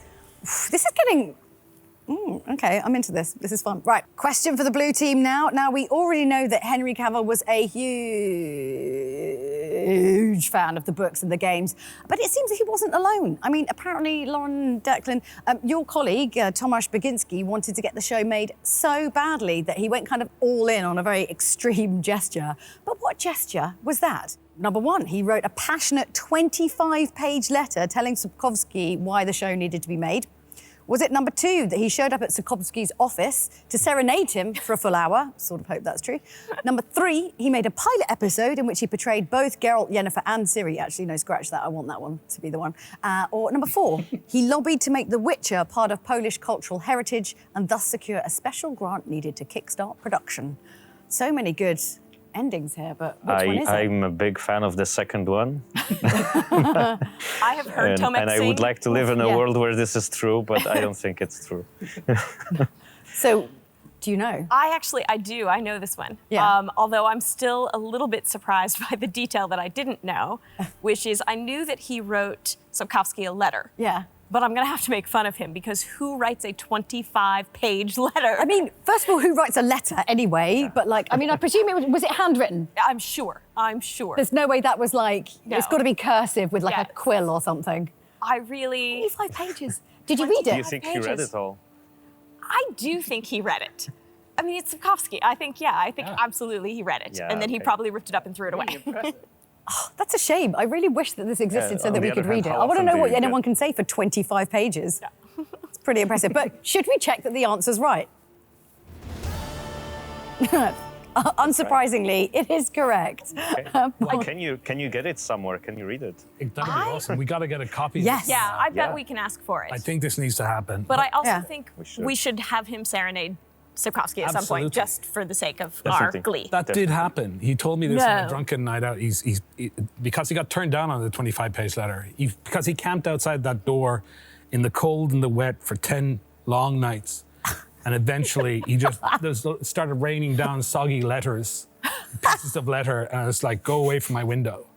So he starts to sing, fails, he leaves, he comes back 1 month later with the real thing that changed the whole deal, which was 25 Bavarian mimic owls, which he set upon Sapkowski to fly through his window. And every time he would try and go to sleep, he would go, "We need to do this. This must happen. Read the letter. Give in to Tomek." And it worked. Now you guys see why the writer's room of The Witcher is so much fun. This is bad. Yeah, madness. I love it. But it worked for him, so it was great. It did. It's great. It's But good. we have to get this letter. Lovely. I mean, moving on. Red team. Okay, so as you all know well, lots of things get lost on the cutting room floor, and some probably it's better for the better. Which cut did CDPR regret, though, in retrospect? Was it number one, a sequence where Ciri fights monsters whilst ice skating? Is it number two, the ability to swap horses? That's just mean. Poor Roach. What would the game be without? Three, making the game a multiplayer. Or four, making Geralt an elven mage. I remember this one. You got the easy one. It's a cheating question again. Of course I know that. You know that one? You know it. But Yeah, we all know it. I'll give you a try because I always get the video game questions. Yeah, maybe because I don't know the answer, I'm going to have to guess here. It's either going to be swapping horses or ice skating with monsters. I mean, ice skating with monsters, I hope that was the thing because imagine at the end of it, like she does a pirouette, chops the head off a ghoul, and then there's like people at the end holding up scores, 10.9 technical merit, gore factor 9. I love that. I would watch more ice skating shows if there was more bloodshed. Mm-hmm. That's the only thing that's missing. Right. This needs to happen in the Olympics. Monster ice But, skating. I mean, Ciri has some great scenes ice skating and, hurting people. So, It has to be that, right? Yeah. Yeah. Thank you for helping me. Philip, is that right, Philip? I would say, yeah, it's right. It's one that hurts the most. There's, of course, always many cuts that hurt us a lot. One colleague of mine had a bad cut that was called Troll Poop. He's still very sad about that one, but the ice skating is definitely one of the hardest ones. Yeah, true. Oh, well, okay. Yeah, I mean, ice skating. Perfect. Let's see if they're right. And you're right. Thank you, Lauren. Wow, yeah, you accidentally. You got too involved in being right there. I did. No. Oh, okay. All right. It's all right. Still all to play for. Don't worry. So, right, Lauren. Okay, blue team. Now, when you think of The Witcher, I mean, it's really hard to not think of monsters. And, you know, Geralt may not actually face that many monsters in the books, but he does see his fair share within the series, you know, of the games and the show. My question is, which monster isn't mentioned in the books and games? So, is it number 1, the Doppler? Number 2, Alp? Is it number 3, Sylvan? Or 4, Selkimor? Okay, so the Alp is a vampire, and it's definitely mentioned. The Sylvan is mentioned as well, and Doppler has its own story, and there's like a character. I don't remember the Selkimo anywhere, so that would be my bet. I am going to firmly agree on that one. Yes. Okay, right, are we they got it. right? Yes, they are. Yes, they You are. guys, this is obviously you're going to know all the answers. I'd be mad if you didn't, right? Okay, so there's a bit of a reason why I didn't ask you that question, Declan, because I believe that actually this we're about to see here is your handiwork. Indeed, that is it. And there was another picture of it actually swallowed up poor Geralt. Yeah. And then Geralt cut his way from the inside out, killing the Selkimo. Yeah. And then he flees past Jaskier, who's going, what's going on? And then thousands of baby Selkimos come out chasing him while Geralt's covered in slime. Yeah. But obviously, you know, we had to change for the script, and I had finished the writer's room, and you called me while I was on holiday in Spain, going, I need some dialogue for a pub patron who's describing this scene. And I was on a train, and I might have had a few riacas, and I like to act out the dialogue. So there was a packed train, and I was going, you know, covered him all it did, swallowed him, giant obsidian teeth of death. And everybody on the train was Loving it. loving it. Well, not loving it, calling the police. Did you get your own seat though? Everyone's like, I'm just going to like slowly move away from that. So I was texting it to Lauren, and it made the cut. So I'm delighted. It absolutely did. What didn't make the cut is the actual Silky-Maw. Yeah. Oh well, next time. But we got the Kralak in, so I was really happy. Which is the Roachhound. I have to say that is a really great scene. Like his whole speech there, where you're like, it's brilliant. It's one of those things where it works out better not actually showing it. Yes. It was really cool, and that was Lauren's smart idea. Save a bit of money on special effects there. Totally. Right, we've got another question for the red team here, and it's another one about names. So, who is the Viscount de Lettenhove? Is it number 1, the Ike of Denzile? Is it number 2, Jaskier or Dandelion? Or is it 3, the Detlef van Echretine? Man, I'm having a day. 4, Gonta O'Dim. We would all be burned at the stake, quite rightfully so, if we didn't know this. Aggressive. Yeah, Horsey. I agree. The fans would drag us out and bury us alive. Okay. It is Jaskier and Dandelion. Of course, it's very important to him. Let's see if you're right. Yes, you're right. Well done. Big surprise. Not so much. Jaskier, Dandelion, Julian, Alfred, Pancras. I mean, call him what you want and say what you will, but I do think we can all agree that the Bard always looks like $1 million. And he isn't the only one. Philip, I hear you guys are making sure that the Witcher 3 is looking equally suave and sleek on all next-gen hardware? Oh, do I get to announce that? All right. Yeah, so if I can say, yes, we are working on a next-gen update for the next-gen consoles to make The Witcher Wild Hunt look extra smooth and extra great again. Of course, for people who already own the game, and of course also on PC, we'll be able to upgrade for free. So I'm also really happy to say that for this upgrade, we collaborated with Netflix for some free DLC to add to the game. So as an example, you might be able to wear Geralt's armor, you know, inspired by the Netflix series. And we'll have more info about that in the future. Is it me or does Geralt look a little bit moodier? A little bit moodier in that one. But I'm very excited as an excuse to play it all over again. Well, he's standing in fire, so yeah. That will always do it. That would do it. I mean, yeah, you're going to have a bit of a frown. Absolutely. So, seeing as we've got at least one illustrator here in the studio, I thought it'd be kind of fun to play a round of Pictionary.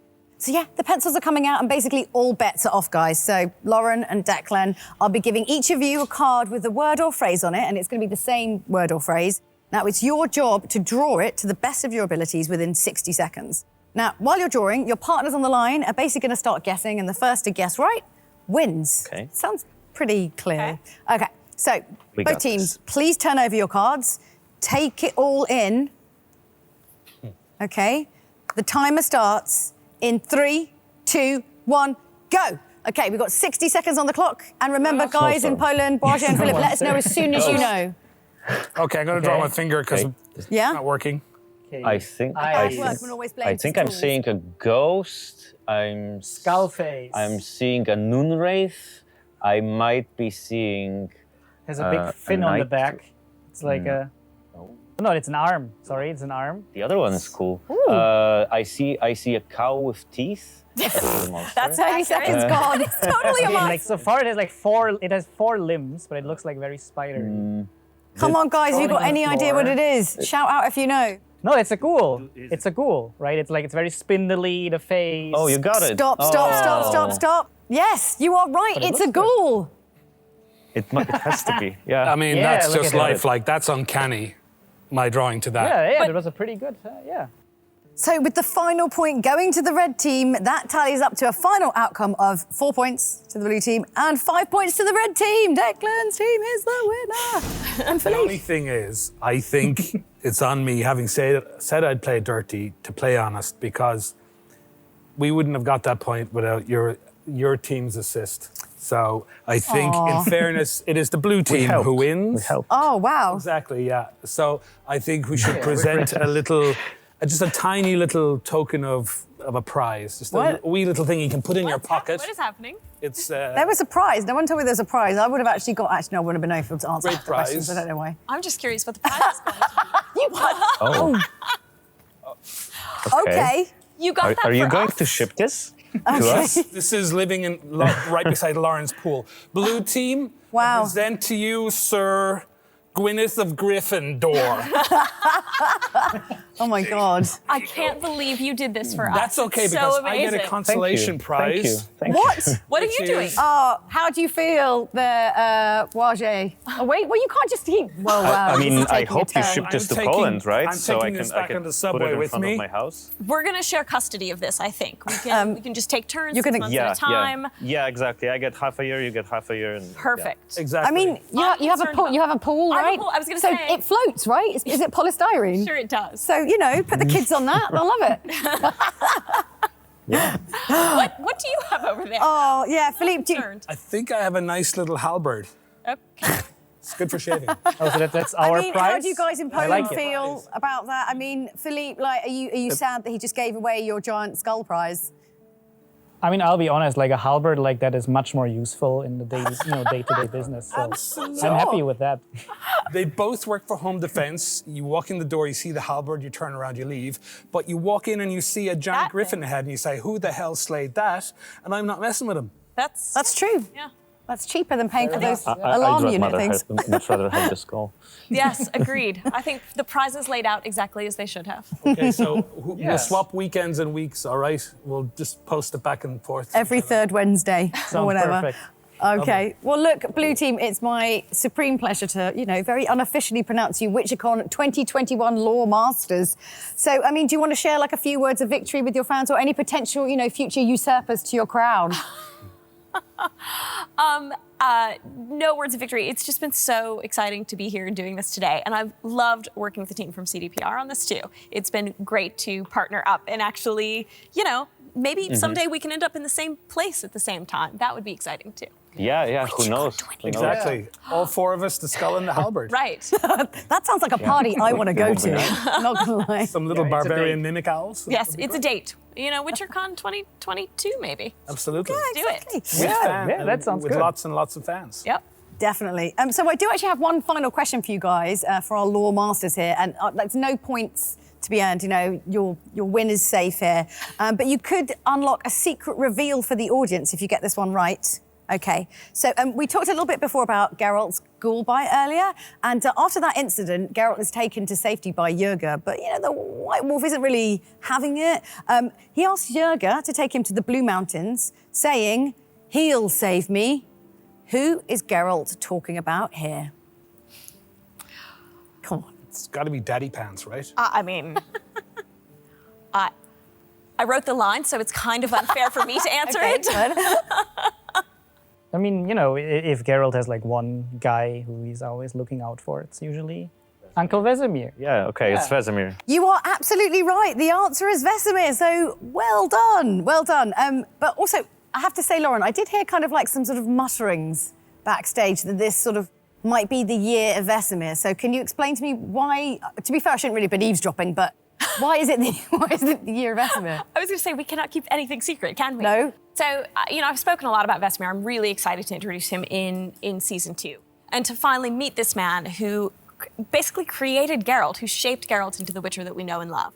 But it's a little bit more than that, actually, because even before Witcher 2 is launched, we are launching our first anime feature, Nightmare of the Wolf. And we are so excited for audiences to see this. Wow.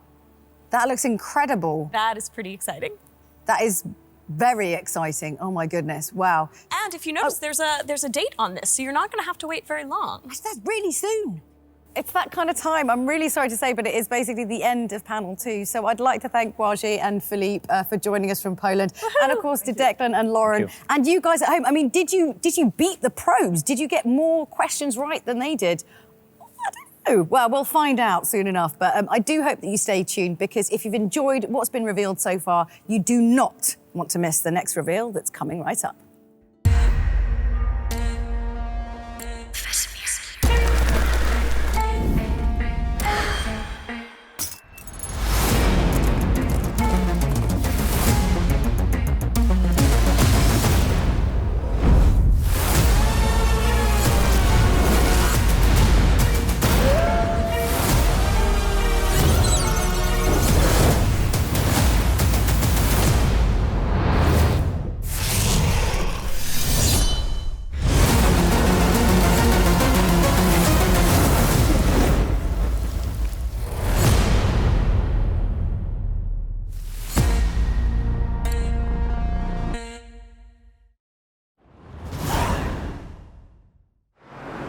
Me, there's no such thing as too much behind-the-scenes content, so I feel like we should keep the good times rolling. So, what have you got up your sleeves for us, Lauren?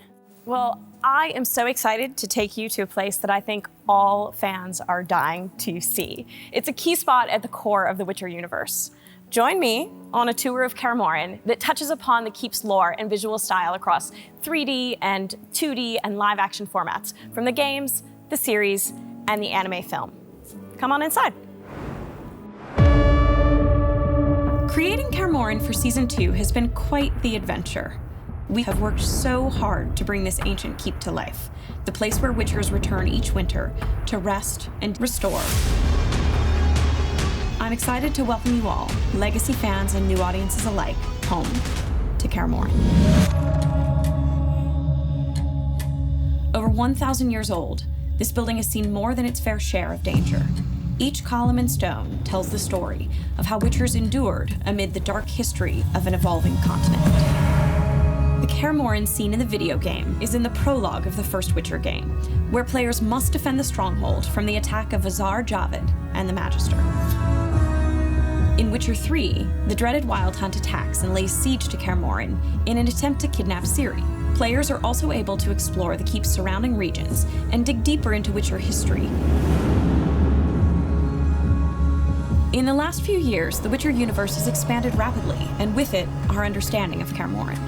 The upcoming anime film Nightmare of the Wolf will provide our first piece of connective tissue between the past and the present. In the anime, we'll witness the pivotal sacking of Kaer Morhen, when fearful, fanatical humans attacked the keep. And then in Season 2, we see the resulting dilapidation of this siege.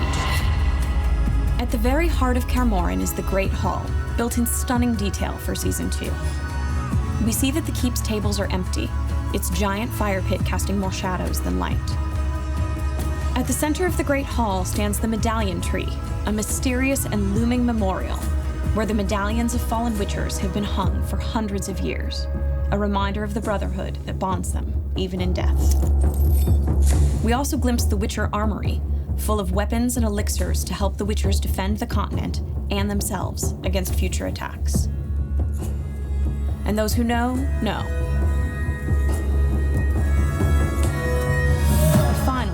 we explore the basement lab, a pivotal place of experiment and research. The lab is also where young Witchers are created, if they're lucky enough to survive the trial of the Grasses. It's been an exciting journey, crafting a new piece of this Witcher world, from the page to the screen. We hope you love it as much as we do.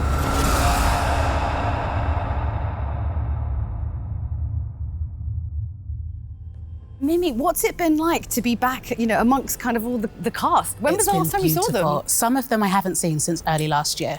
So it's been really beautiful to like blow kisses at them in the distance and air five. Oh, I fully get the vibe that you guys are really, really tight. Yeah, we're a family. We get really territorial over each other. It's beautiful. It's adorable. Yeah. Oh my God. Okay. Now, I know I've said it before and I will say it again, but the Witcher universe is, of course, constantly growing. And how's that been for you to kind of see the show evolving in such a way? I am always in awe as to how everyone comes together just to create this for the fans. And I'd actually like to show you something really special.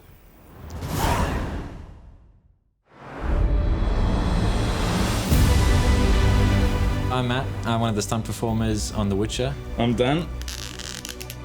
And I'm also a stunt performer.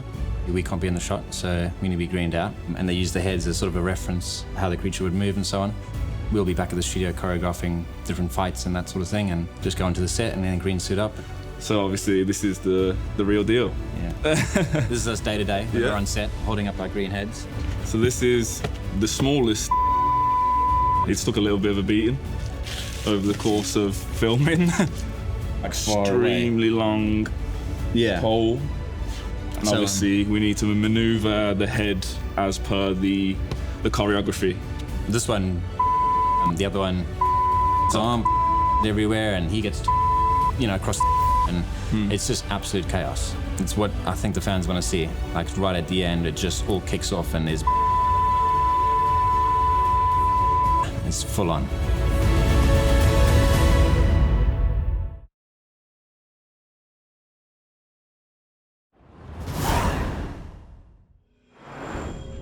It seems there's always more to learn about the people behind the Witcher universe and the amazing work that they do. Next, we're going to take a look at The Witcher Monster Slayer, a mobile location-based AR game developed and published by the Spocko team. This new adventure in the world of The Witcher will be available shortly, so let's dive in and hear what it's all about from Raphael.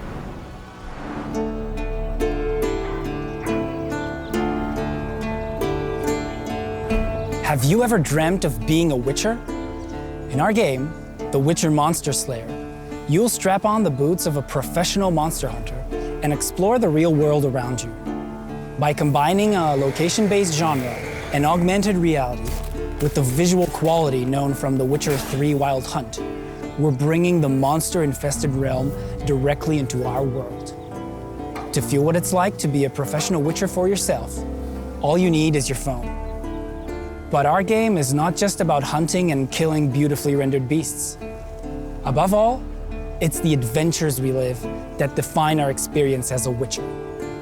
And that's what we'd like to share with you today. The Witcher Monster Slayer tells your stories and takes you on adventures in a completely novel way.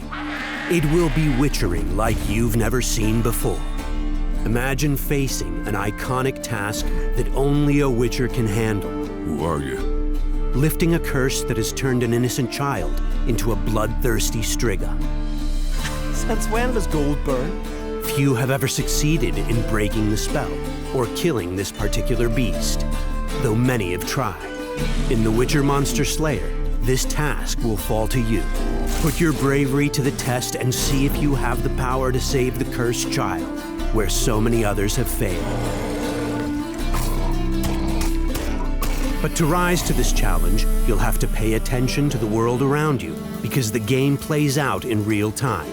Like a true Witcher, you'll need to prepare, bide your time, and wait until nightfall for the fearsome Striga to appear. And from there, everything is in your hands.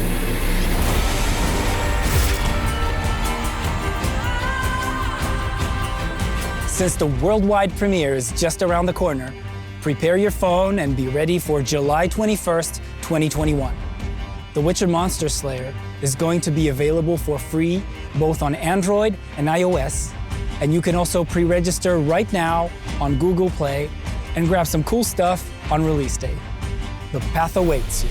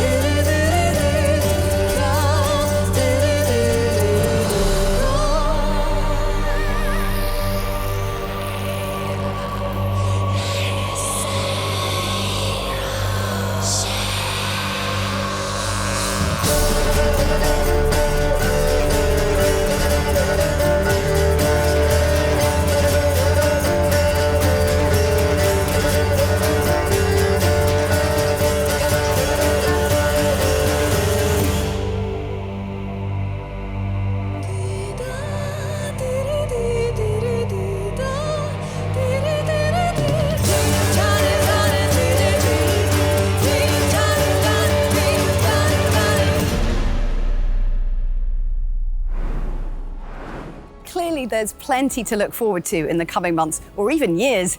But there's one topic that we haven't really touched upon during this edition of WitcherCon, and that's figurines. So find out next how these collectible pieces were created, what inspired them, and what they really mean to their makers. Hi everyone, I'm Aleksandra Jaroszkiewicz from CD Projekt Red, where I'm e-commerce director here at the studio. I'm also responsible for the production of the CD Projekt Red gear line of Witcher World figures. We've been blown away by the love you've shown our Japanese-inspired takes on Geralt and Ciri. Today, I want to talk to you about the creative process behind these designs, which were so rewarding for artists to work on. Folklore and myths like the ones you see in The Witcher often share common themes across the world. Having previously played with this idea, we knew The Witcher's character could work in vastly different settings. Our partners have done some amazing work with figures in the past. They brought the designs of The Witcher to life in such a detailed way, staying very faithful to the style of the games. So, it was enticing for us to step outside the bounds of the dark medieval The Witcher is known for, and into a different kind of a dark medieval with Geralt Ronin. You can see that all you know and love about Geralt is right there in full force. He's still a monster slayer, he's still a master swordsman, but we've transported him right into the heart of feudal Japan and really made him feel like an authentic wandering samurai. It was an exciting moment for us seeing the figure take shape. We experimented with the style and spent a lot of time figuring out how to translate the White Wolf's character and the world of The Witcher, so it made sense in this new context, and honored it too. When we revealed Ronin Geralt, the feedback from fans was amazing. That gave the art team a lot of confidence to look deeper into this setting inspired by Japan's history, see what other aspects we could explore. We went on to do so with Ciri and the Kitsune. We wanted to make Ciri look and feel powerful and supreme, but also incredibly elegant. Her stance is tall and proud, very confident, and her traditional bright yellow yukata emphasizes that as well. And like Geralt, the character of Ciri is similar to what we know from the games, but this setting gives her a different essence. By taking Ciri and building this Japanese scene around her, it also feels like it adds to her mythology too. After all, she's the lady of space and time. I think she was the perfect follow-up to our first figure. We paid a lot of attention to the individual settings for each figure. We carefully planned the composition and design of each figure's base to help us tell their stories and set the scene. Geralt's is a quiet moment as he hunts his way through the Koyasan's Okunoin cemetery, while Ciri's is more destructive, placing her in the ruins of destroyed shrine. We took our time to make the base as detailed as possible, especially when it comes to grounding them in the Japanese culture and mythology.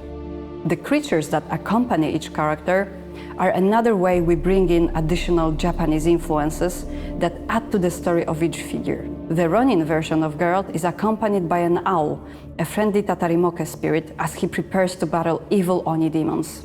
Ciri, on the other hand, is followed by a wise kitsune fox with 5 tails. With its yellow, witchery eyes, it acts as a guardian and guide as Ciri takes on a dangerous mission to take on a powerful yokai. Working on Geralt and Ciri has given us a lot of new ideas for possible stories to capture in these standalone scenes. And now I am happy to share with you our latest addition to our family of figures, Yennefer. We've designed Yen as a kunoichi, a female ninja.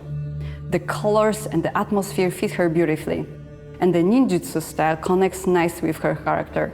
When we envision Yennefer in this magical Japanese realm, the ninjutsu aura makes total sense for such a mighty sorceress. It balances a mystic atmosphere with unmatched skill. That's Yen all over. Similarly to Geralt and Ciri, Yen is also accompanied by her own creature, a Nekomata. This two-tailed cat acts as a Yennefer's familiar. For a kunoichi of such great poise, power, and magical knowledge, this agile little feline friend makes the perfect companion. Like we did with our previous figures, we've put a lot of love into designing this latest reimagining, and we can't wait to show you the final result in not too long. Enjoy the rest of the WitcherCon. Bye!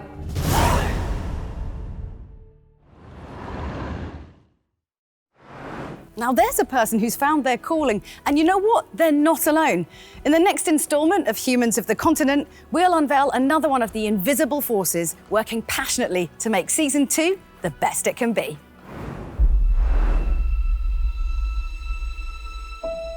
Whenever a cast member who's wearing lenses is scheduled to go on set, I'll be there.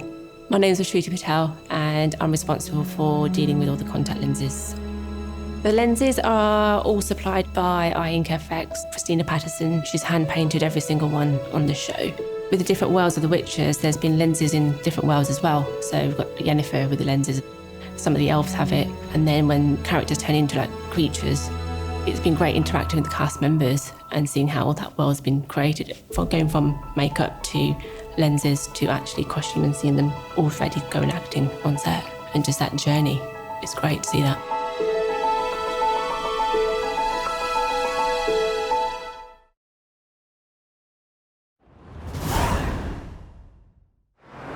I've been joined by the very lovely newbie. Paul, how are you enjoying your first WitcherCon? I'm having a great time. Yeah, I mean, it's kind of been throwing you in right at the deep end, right from the get-go, like, into a con. Oh, it's all fun. I'm happy to be here. Well, good, you know, and it's been lovely to have you, I have to say. And we've seen some awesome stuff so far, but, you know, don't go anywhere. We've got our lovely house band warming us up for the 4th and final panel, Tales from the White Wolf, which is where host Josh Horowitz is going to have a chat with Henry Cavill, one of your fellow Witcher brothers there. Yes, my Witcher brother. Yeah? My Witcher brother.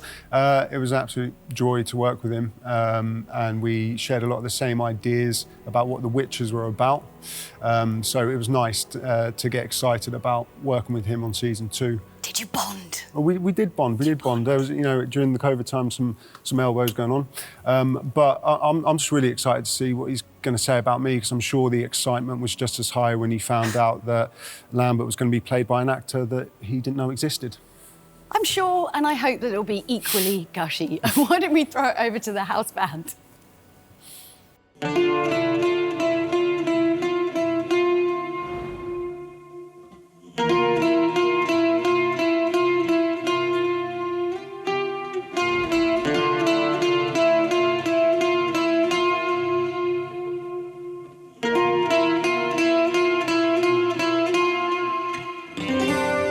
These scars long have yearned for your tender caress, to bind our fortunes.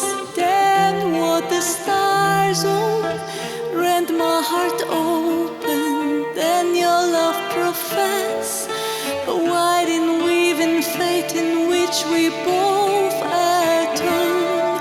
You flee, my dream come the morning. Your fate berries start, lilac sweet, to dream of raven locks and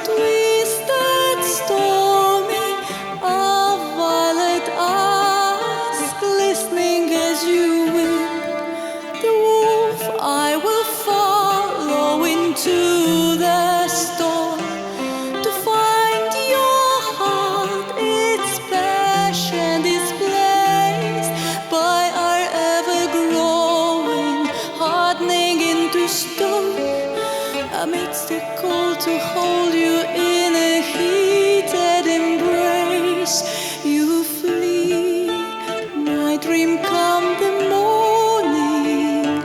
Your scent, berry start, lilac sweet. To dream of raven locks and twisted stormy, of violet eyes glistening as you will. I know not if fate would have us live as one, or if by love's blind chance we've been born. The wish I whispered when it all began, did it forge a love you might never have found. You flee, my dream come the morning. Your scent, berry start, lilac sweet. To dream of raven locks and twisted stormy, of violet eyes glistening as you weep.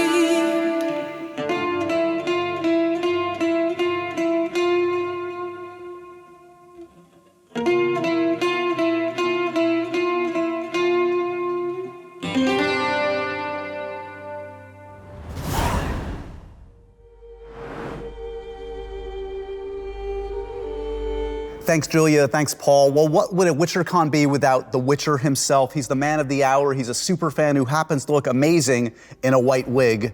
It's Mr. Henry Cavill. Hey, buddy. Hey, how you doing, Josh? It's so good to see you, man. Congratulations on, this is the first WitcherCon. This means you've done something right. Yes, yeah, apparently so. Apparently so.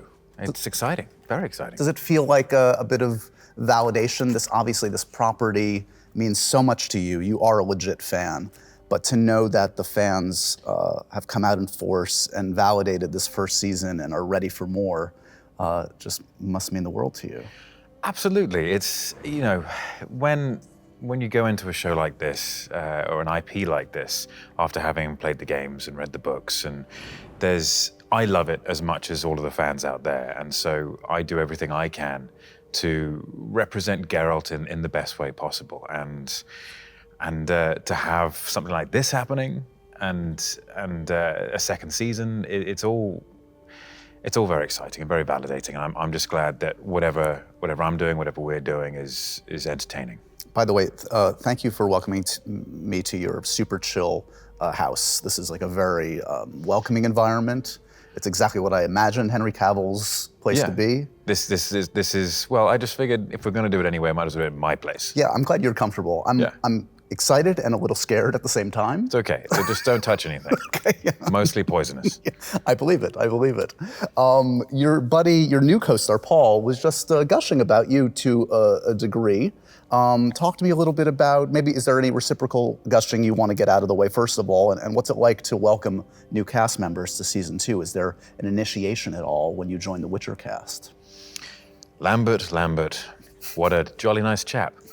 I really got on well with Paul, and I hope that I get to work with him a lot more in the years to come.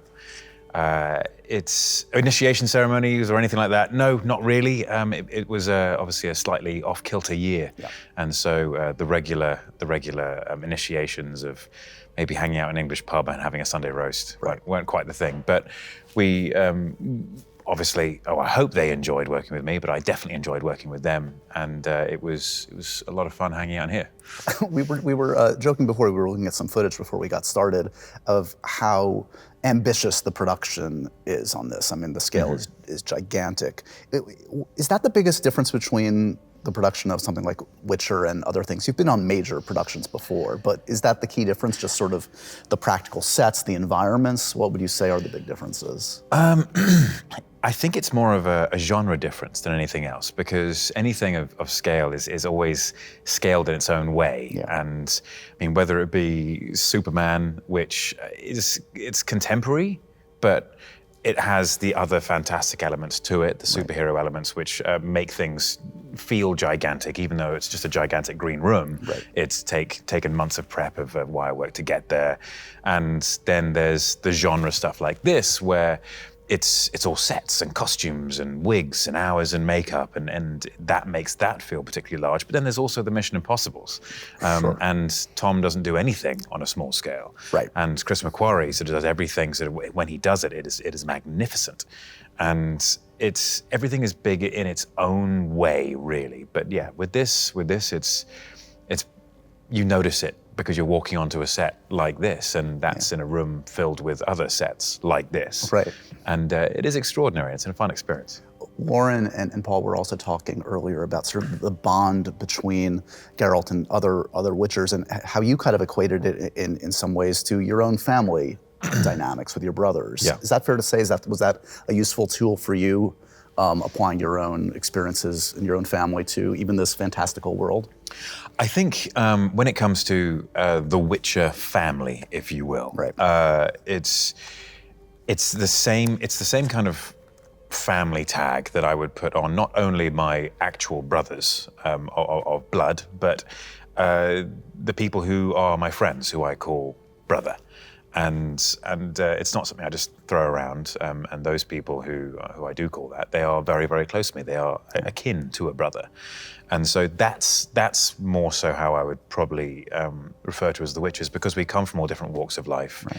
We have our different opinions, our different modus operandi, and we don't necessarily all agree. And because we don't have that family thing, which is, you don't choose family, and so there's a lot more.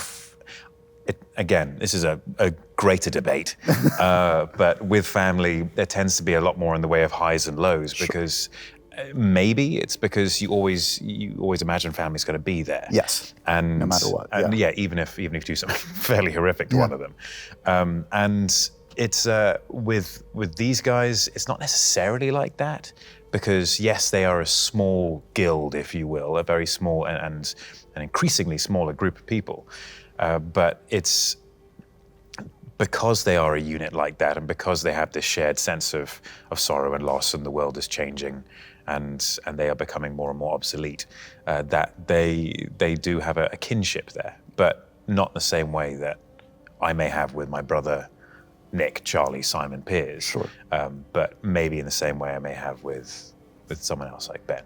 One of the major themes of the show, maybe the biggest theme, is destiny. And I don't know about you, but this feels like this was destined to happen for you. You've chased this role. This was very important to you. Do you believe in destiny? Do you believe you were destined to play a role in The Witcher?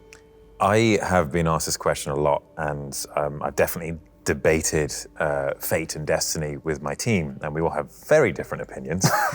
But one of my theories, and I don't even know if I'm allowed to call it destiny when this is my theory, is that everyone has a destiny. It's about achieving one's destiny. One has to unlock certain levels, if you will, before you can use that skill tree, if you to use a fantasy gaming term.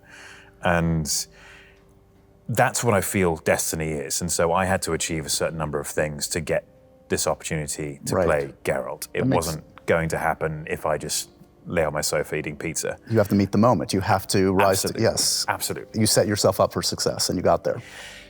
Yes, in a way, yeah. I've been very fortunate. I've been given a lot of opportunity, and it's about running with those. And with The Witcher, yes, I pursued it very hard. I was very excited about the concept of playing Geralt, and I got the opportunity to do it. And it's something I'm thankful for. I mean, we've talked about this before. You've had this very unique career in that you've played a bunch of the biggest icons, literally, in the history of pop culture. Yeah, it's getting there, yeah. It's amazing. I just need to play Tom Cruise next. Yeah, exactly. You heard it here first, Tom Cruise biopic. Does Tom know? But this one does. This must stand apart for you, because yes, there are things like Superman and Sherlock Holmes, and those have meanings to the entire world. But something about this, my sense is that this means something different to you. Did it mean something more when you landed this role versus these other fantastic opportunities? Yes, the other opportunities were very important to me. I loved Superman before I played Superman, but there's something about having had a hobby, and a major part of that hobby was playing The Witcher, Witcher 3 specifically, and then reading books and fantasy and loving that sort of thing, and then finally getting to play one of those characters was, yes, it does somehow make it more personal, and it makes it something which I fight longer and harder for sure.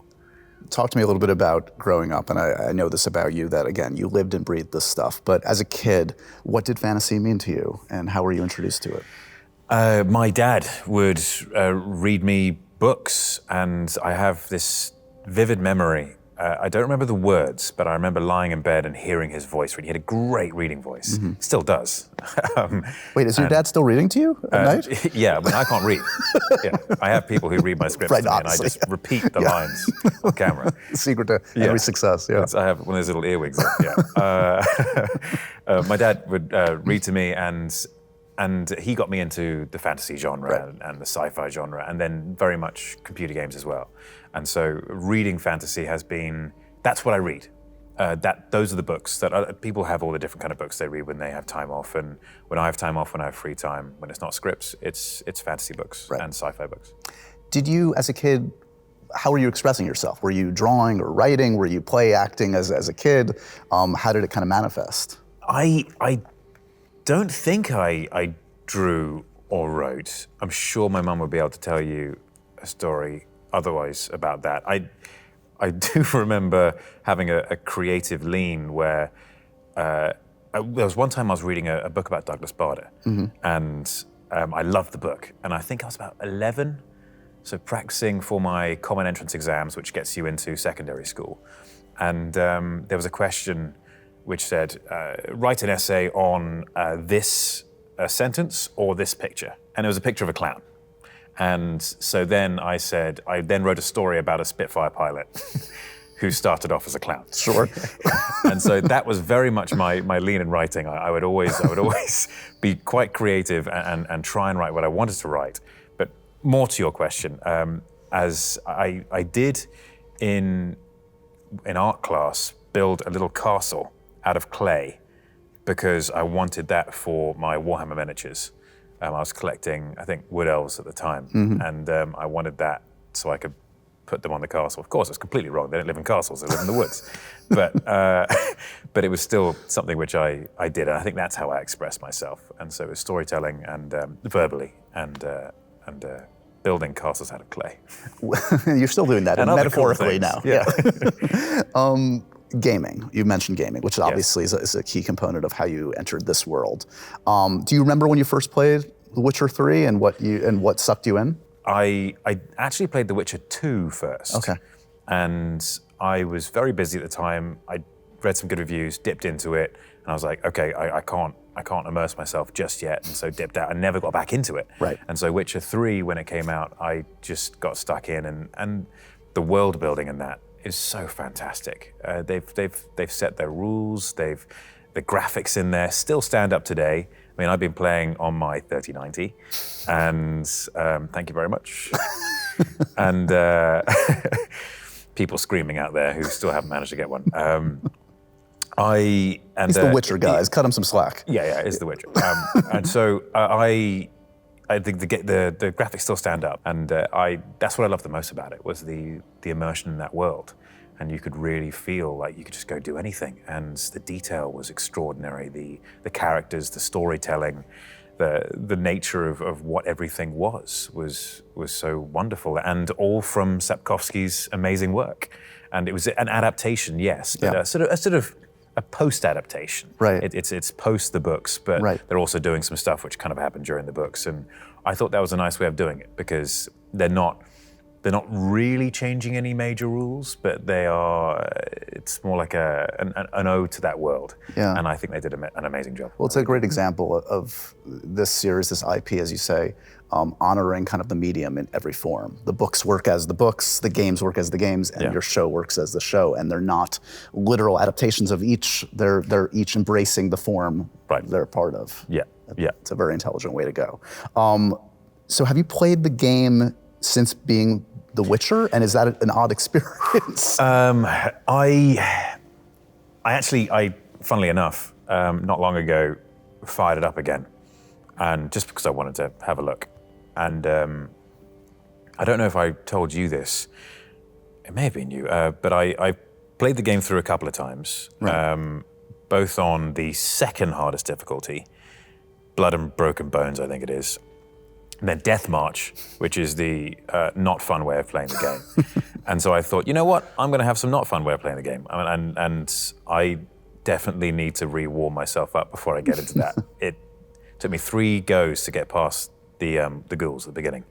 And I was not impressed with myself. So I may go back to Blood and Broken Bone and then have a go at it again, because I haven't finished the expansions. Right. And it'd be nice to actually go back there and play through the expansions. So the series is announced that they're developing a series, and what does Henry Cavill, this obsessive lover of gaming and the specific game and this actor, do? Do you immediately call up Team Cavill and be like, let's make this happen?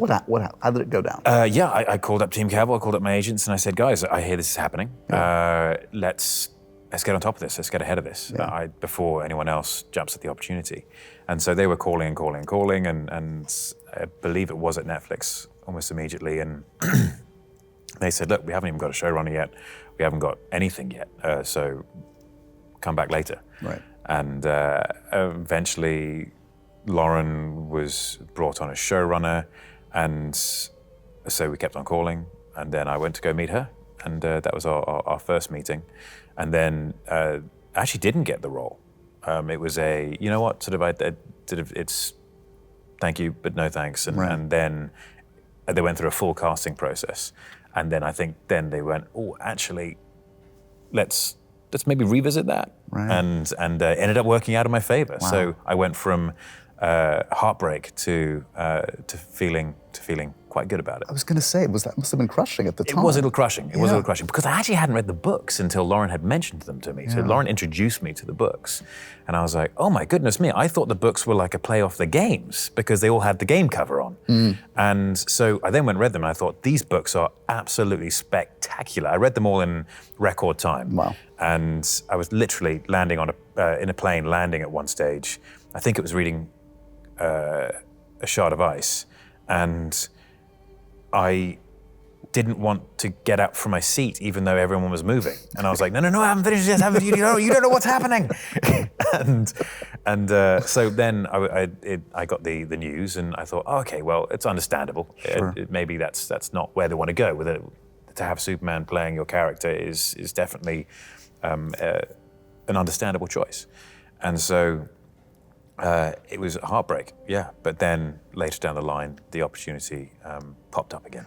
When you read for it, when you started to kind of give your take on the role, did you know what you wanted to do with Geralt? Did you have an idea of like what it sounded like, what the voice was, mannerisms, physicality, or did that take some time? Physicality and mannerisms I find take time, because it's about living in the skin of the character. And unless you're doing rehearsals all day long, which often isn't the case, it's about time on screen and time interacting, and then you find it, and then you find that place where the character sits within yourself. Voice-wise, I do remember saying to Lauren, so for the rehearsal with Alec and Lauren, and not rehearsal, for the audition, and I said, do we to put a bit of rasp to my voice or anything? Right. They're like, no, just your normal voice. I was like, oh, okay, cool. And I was like, that's a cool way to go. And did that, and obviously got the role. And then I found throughout shooting, there was one, I think it was episode 3, it's actually King Foltest, that scene where I lock everyone out of the room and walk back in. Yeah. I didn't do that intentionally. That happened by accident, and that was after the Christmas break. And then afterwards, I was like, oh my God, I just played a whole scene in the wrong voice. And I realized that voice made a lot of things sit better. when it came to delivery of certain lines and delivery of certain dialogue. And I thought, actually, I kind of prefer this. And I know it's very similar to Doug Cockle's amazing work. And that was definitely a concern of mine. I thought, I don't want to seem like I'm plagiarizing another professional's extraordinary work. And I had a look at it, had a listen to it, and I thought, actually, they are different enough. It's clearly inspired by. But I did my own thing, and then I spoke to Alec and I spoke to Lauren, and they both said, yeah, it's okay, actually. If you want to do that, we can go with that, and we'll do the rest, redo the rest. We actually ended up reshooting a lot anyway, so I could go back to do the voice, which felt natural to me. Is it a tough voice to kind of maintain through production? No, it's not. Okay. Surprisingly not. It sounds like it is. Yeah. But it's about just finding that. I mean, season 1, I was still trying to find it. Sure. And you can definitely tell when I have. But in season 2, it's not difficult to do at all. It's actually quite easy. What about the moment when, I'm sure you went through a lot of iterations of like tweaking the look, of making sure it's exactly what everybody wanted it to be. Yeah. Do you remember a specific moment of seeing yourself in the mirror and knowing that you were satisfied, the production was satisfied? Well, we went through a lot, and I feel like Geralt's look found itself throughout the season. I think it started off in a place which was perhaps the nose was a little too close to the painting. It was like, yeah, this is great. And then released to the world, and the world's like, what is this? And you're like, oh God, yeah, what is that? That's a good point, actually. And so I'm glad that happened, because it gave me a chance to just start to find it, take a step back from the painting and go, right, okay, I need to really focus and concentrate here. And not that I wasn't, but I need to get back to big picture. Yep. And Jackie Rathore, who does my hair, she's my hairstylist, she was in charge of the wig, and she didn't get to build the wig. And so then she kind of adopted it, and then she worked in it and worked in it. She was taking it home every evening taking it home. She was dreaming about that darn thing. and then eventually I think she crushed it. So it's through the season you can tell, and you're like, that's where it starts to look really good. And that's after Jackie's had her hands on it for a while. Have you kept a wig as a souvenir, or is that the last thing you want to see after you're done with production? I haven't kept one yet, no, because they're actually quite valuable. I'm and sure. Because Jackie's done so much work on them, that I would never want to take one in case I damage it or something, or someone spills coffee on it. It's not a great look. You told me once that you're a details guy. What are the details that you wanted to see in this show as a Witcher fan? What do you take pride in? It's, for me, the important thing this season was to bring Geralt as close to the books as the vision and the plot would allow. And I wanted him to be more verbose, more of an intellectual, more representative of a man who's lived 70 years and has a philosophical lean. And can be mopey at times, but is also, he's wise, he's been around, and he's a nice guy, despite the fact that he has moments of unpleasantness and is very capable of doing extraordinary violence. It's his intentions are often, and that's the tragedy of the character, pure. Right. And so I wanted to really reflect that as much as possible. And it's very easy to fall down the line of him being the grumpy snowman, and there's a comedy aspect to that, and I wanted to lean away from that. I wanted it to be less about, I played the season 1 way deliberately, which was him out in the wilds and without the opportunity for vast swathes of dialogue. It's, I thought, best be the man who says less, because that seems like he's thinking more. Right. And that was the intention with that. But once you get into a scenario with Cirilla and the Witchers and his home space, and with those people who he already knows, then it was of the opinion that you had to let him be verbose and be philosophical and speak more and be intellectual, because that's what he is. He's not just a big old white-haired brute. we started out by talking a little bit about just the nature of this, which is WitcherCon, the first WitcherCon, and really celebration of this show, this IP, and the fans. And I'm just curious for you, when the show dropped and the response was and has been as positive as it's been, like, were you out there looking at the memes? Were you looking at the responses, or was that a dangerous place for you to be? Or was it, I would imagine it would be thrilling to see all that, to see folks interacting with something you've put your heart and soul into. Absolutely, yes. I was out there, I was looking at it all. The memes I found hilarious. I really did. I really enjoy that stuff. I do spend a lot of time sneaking around Reddit and reading all the forums, because that just the audience is who this is for. Yeah. And I listen to them, and I think it's very important to listen to an audience and see what everyone's saying. So even if you didn't nail it the first time, you can start to adjust, you can start to tweak, you can start to sort of caress it into something which does honor to the amazing material that Sapkowski created. Yeah.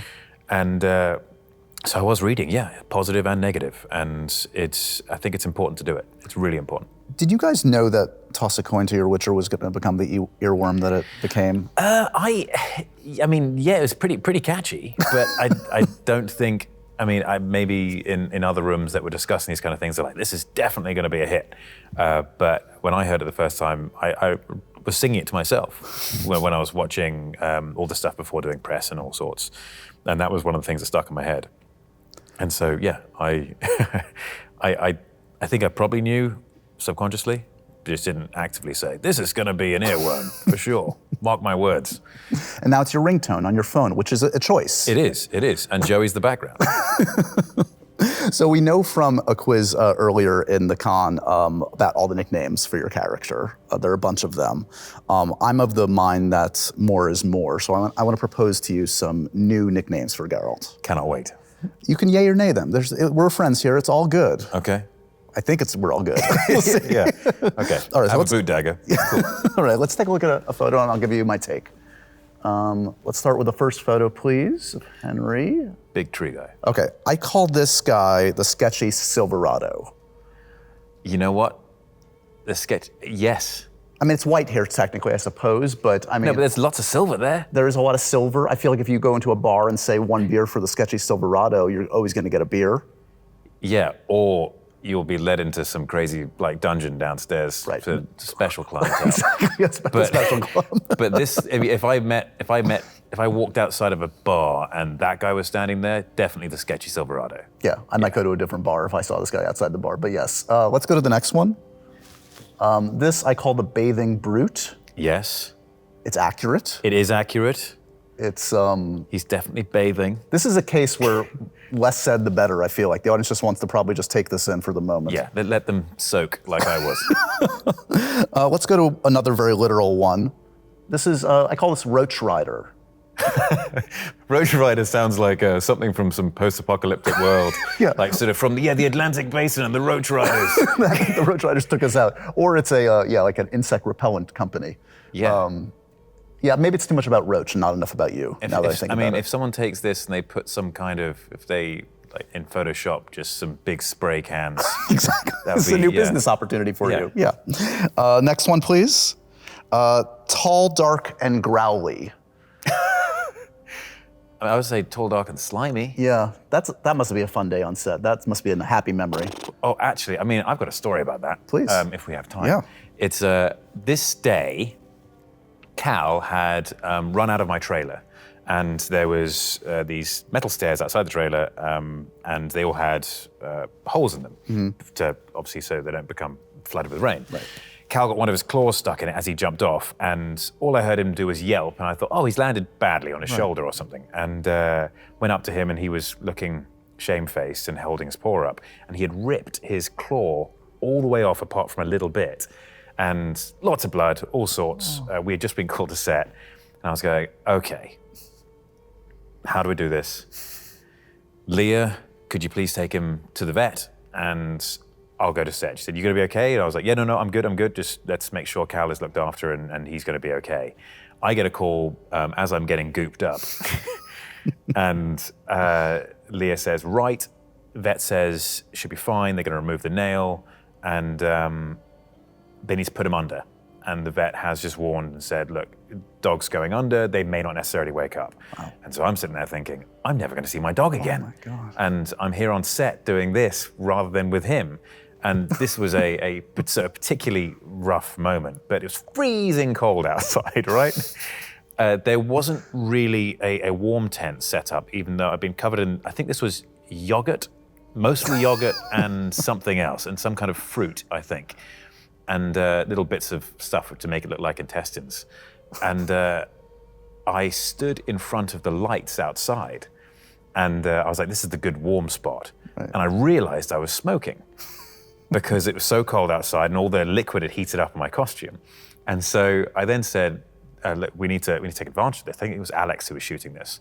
And he said, this is amazing. And so if you watch it again, you'll actually see smoke coming off me throughout the scene. It's so you're Smoky Yogurt. That's your nickname. That's your Smoky Yogurt. Yes. And Cal's okay. That most importantly. Cal is fine.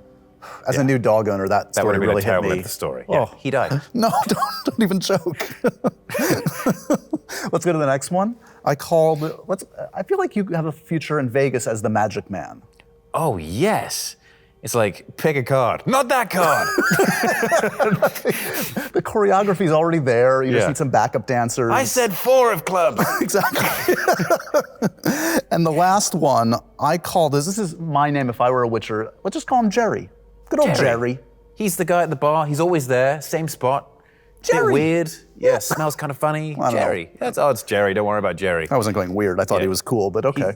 He could be cool. Depends on what you think. Nothing wrong with smelling funny, folks. Nothing wrong. That's a PSA for you. Yeah. Okay, we can take that off and continue. Those are some new nicknames for The Witcher. Congratulations. I love it. Those are good nicknames. Let's tease a little bit more on season 2, if we could. Yeah. We have a bit of a way to go, and you alluded to this a little bit earlier, but can you elaborate a little bit more on Geralt's journey, his relationship with Ciri, for instance? What are we going to see? He's a father figure, presumably?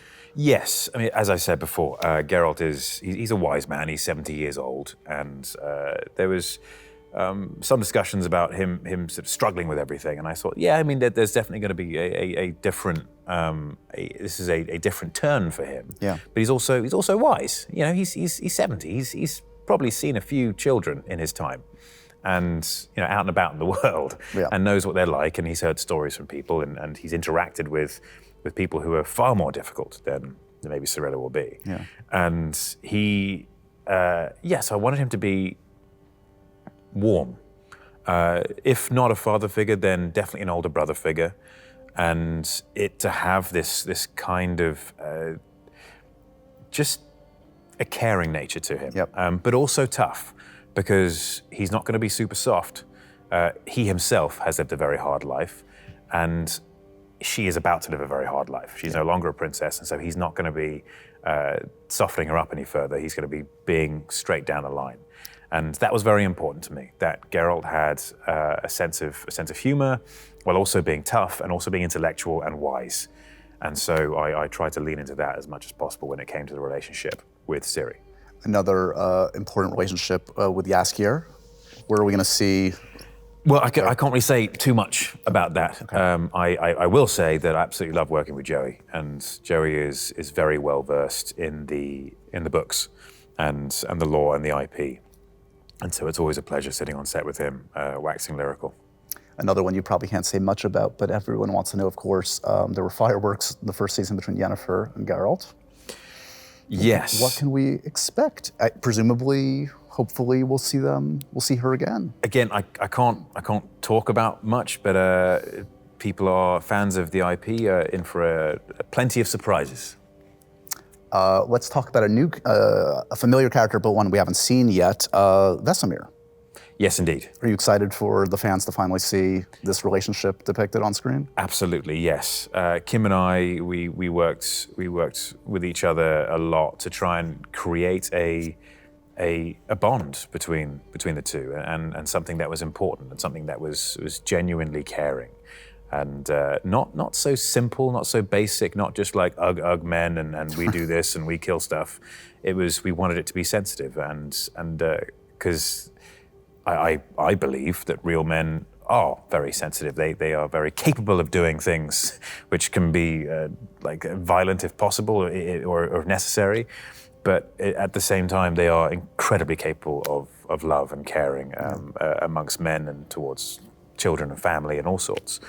And so we wanted to make sure that that was a core element to their relationship, and it wasn't too driven by any kind of conflict which was being introduced. The big question, obviously the fans really want to know, in season 2, is there going to be an earworm as delicious as toss a coin to your Witcher?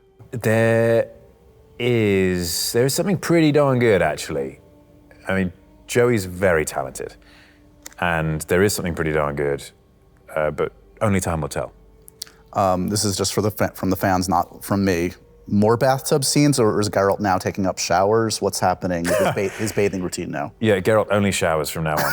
He invented the shower, right? For this very reason. No, actually, there people, myself personally, there's no bathtub scenes, but people will not be disappointed. There's plenty of man flesh to be observed. One key relationship we haven't talked about Roach, season 2. Now I think you have something, maybe a treat for the audience, actually, a little peek. Yes, a little sneak peek at Roach for season 2. I will. Well, that's a gorgeous shot. What do you remember? What can you say about this Roach and this shot and this scene? Well, this is Roach. This is Zeus from the Roach who we all know and love, and this scene is right in the beginning. And they've actually done a very good job here, because it really looks like winter snow. Yeah. I think it might have been, oh no, it was quite cold that day, but it definitely wasn't snowing that much. But yeah, this is just a beautiful piece of work. I think this was Romain's work as DOP, and he is extraordinary, very talented man.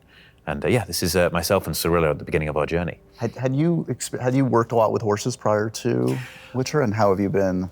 I've done horsework over the years, yes, but for The Witcher, because of the Roach relationship, and I didn't know how far they were going to go with it, how much riding was going to be done, but I wanted to be well-versed, and it was about literally getting back in the saddle. Yeah. It had been many, many years. And I had the wonderful opportunity of working with the horse masters there and in Hungary, and I had an amazing time. I was riding 6 hours a day to begin with. And then when I came on to season 2, I was getting up at like 5 in the morning, sometimes 4, just to get up and ride before work. Because I was using that as my cardio, basically. So doing an hour and a half of riding and just getting better and better and better if I could. And had the great opportunity of working with everyone there. So I was very fortunate. Awesome. So we, as you would expect, we have some fan questions for you. So I'm gonna hit you with these. Some of these you probably can't say much, but we're gonna see what we can get. The first one's from Melissa on Twitter. Mm-hmm. She asks, there it is.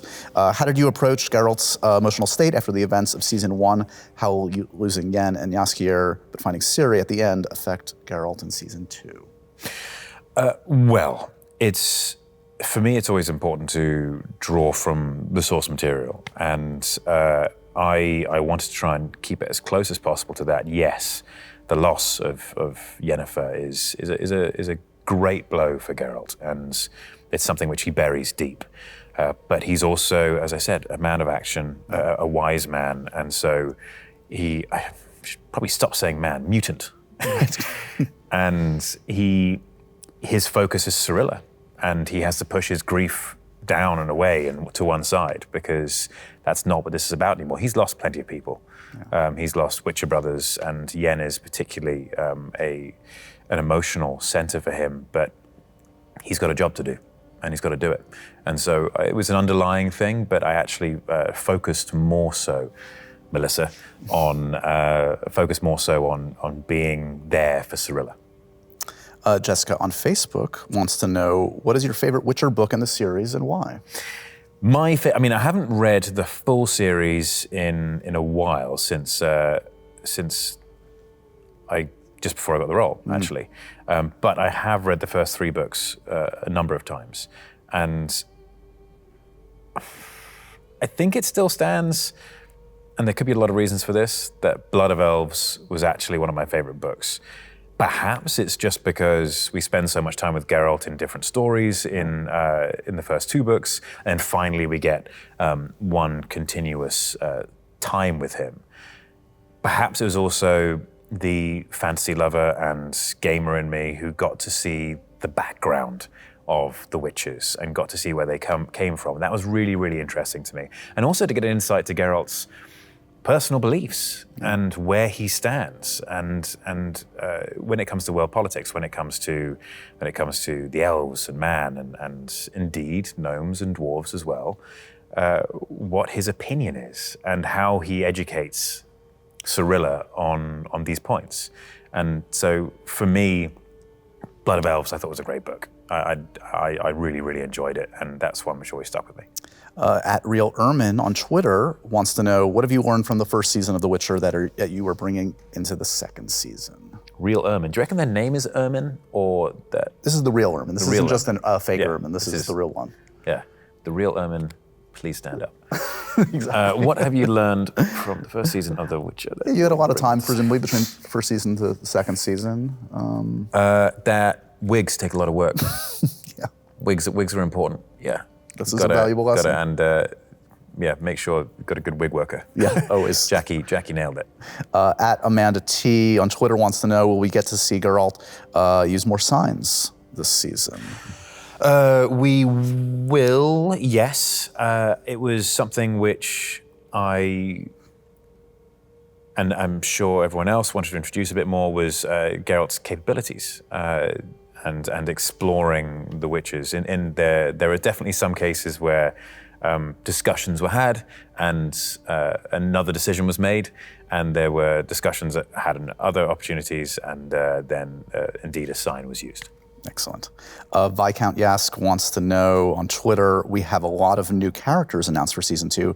As a big fan of the original material, which of them are you most excited to see?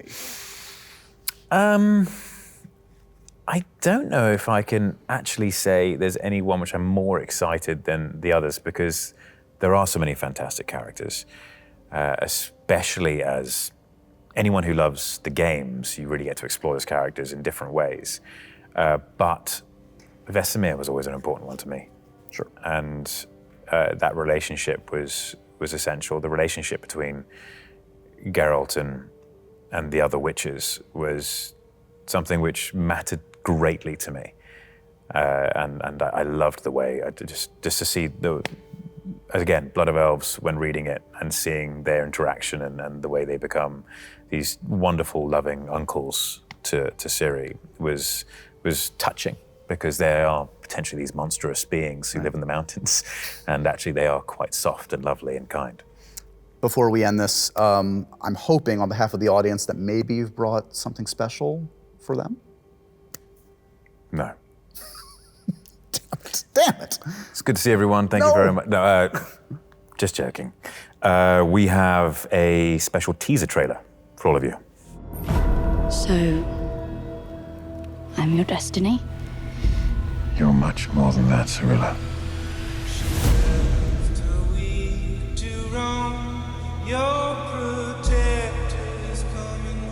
I need to understand some things. The world is changing. Centra isn't safe for you anymore. What exactly is Kaer Morhen? You're home. Finally. Who the hell are you? Sometimes I feel so afraid. I feel like I could burn the whole world. Facing your fear is not easy, but I am here for you. When I say run, you run.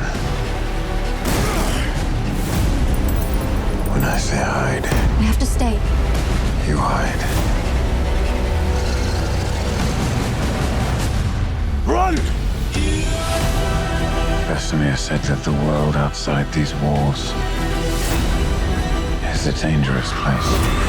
But you can find power and purpose. Where is she? What if your princess is more than you bargained for? Are you sure you're ready for this?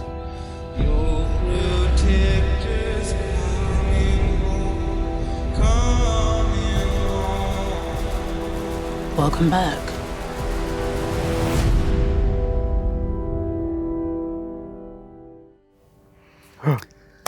Well, we can't see the audience at home, but on behalf of them, I think they're going something like this. I was really hoping you were going to fully commit to that. It looks awesome. It looks epic. It's everything you want and more. Congratulations. December 17th. We have a date. Can't come soon enough. Thank you, as always, buddy, for bringing your passion to all your projects, but especially this one that means so much to you and the fans out there. It's a pleasure, as always, to catch up with you. Thank you. It's been great to see you. And there's something I've been dying to say. Sorry, this is completely, every day on this set, I was grinding my teeth because there was no one who would know the reference that I'm about to give you. And I mean, even if you don't get it, there's some cameras here and there are people at home who will get it. Okay. Do you know Warhammer at all, Warhammer 40,000, that kind of stuff, that world? Not the greatest expert, okay, so. that's fine, that's fine. There's people at home who are just gone, oh yeah. Yeah, they're leaning in now. Go for it. That chandelier looks like a Blackstone fortress. And I know that no one on set would have got that. And so I have been biting my tongue about that, so I don't sound like too much of a crazy You're in person. the right place at WitcherCon to say that. You found your people, my friend. Yeah, and I mean, the set design from Andrew Laws is amazing. I love it. And I don't know if that was his inspiration, but that thing looks like a Blackstone fortress. I love it. Well, as I said, it's all about passion, and I love how much you bring to this project, and it shows in the finished product. Thank you again for your time, buddy. Thank you. Let's go back to Julia, who's going to wrap up this first WitcherCon for all of us. Julia. That was it for our fourth and final panel. I think Josh and Henry could have kept chatting for ages, but you know what? I got the house band eagerly waiting in the wings. But before I hand it over to them one last time, I'd really like to take this opportunity to say thank you to everyone across the world for watching and making WitcherCon 2021 so special. Together, we followed the path and it's led us to some pretty amazing things. You know, we've been on set, inside Kaer Morhen, we picked the brains of the cast, the crew, and the developers. But there is still a little bit more. CD Projekt Red invites you to relive the best moments from the biggest Gwent the Witcher card game tournament in its history, World Masters. The rebroadcast starts immediately after our end credits. And, you know, just in case you missed some of today's panels or you're hoping to see even more reveals and announcements, we'll be airing WitcherCon once more for those of you in the other hemisphere in just a few hours' time. Now it's time for the band to take us away one last time. Goodbye.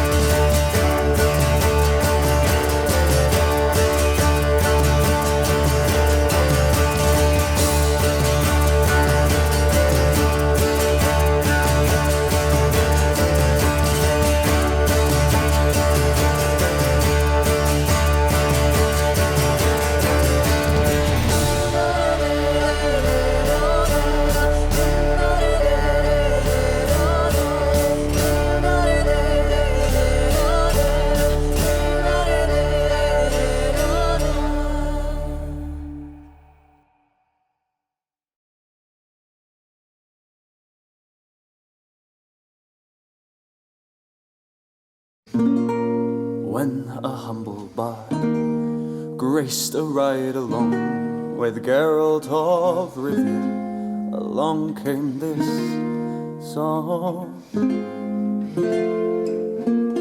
From when the White Wolf fought a silver-tongued devil, his army of elves at his hooves did they revel.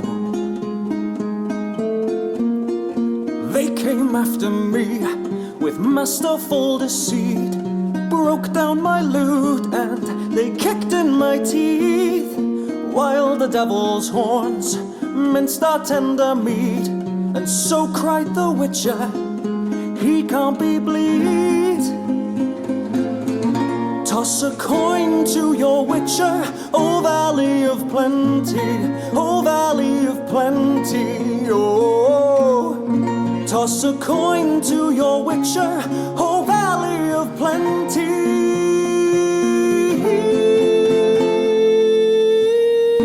Toss a coin to your Witcher, O Valley of Plenty, O Valley of Plenty, oh. Toss a coin to your Witcher, O Valley of Plenty.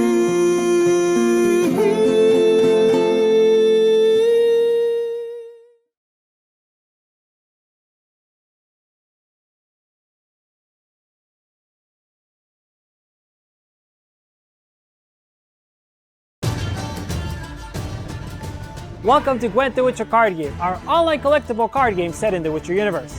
The game is free to play and available on PC, iOS, and Android. If you want to know more about Gwent, head on over to playgwent.com. Let's watch a short video explaining the basics of the game to you before we will proceed to its competitive core.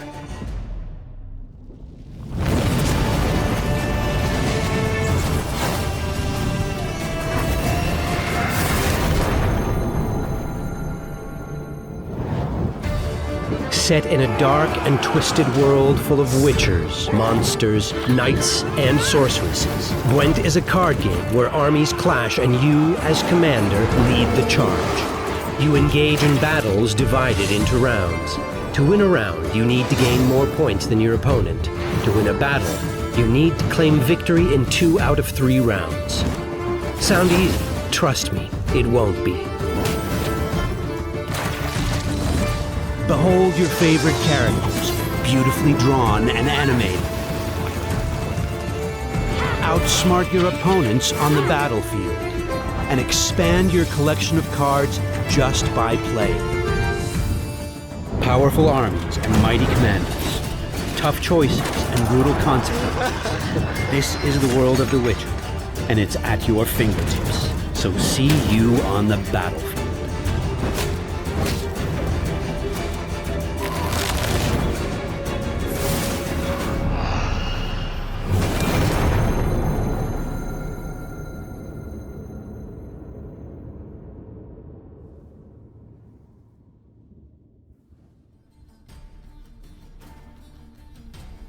Alright, Gwent has a vibrant esports scene, and on June 5th and 6th, we hosted the finals for Season 1 of Gwent World Masters, our official esports circuit.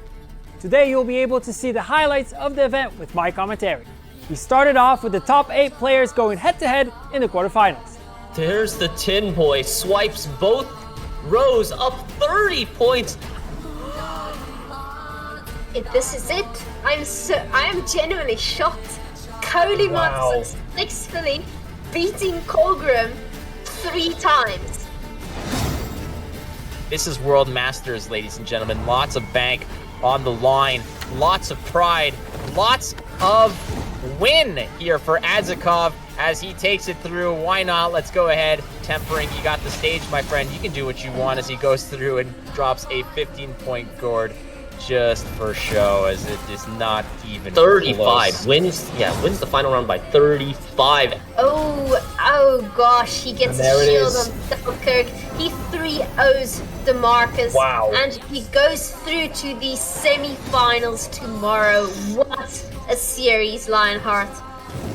After that, only 4 were left, including Life Coach, Colin Moen, Adzikov, and Freddie Babe, which would go on to the semifinals.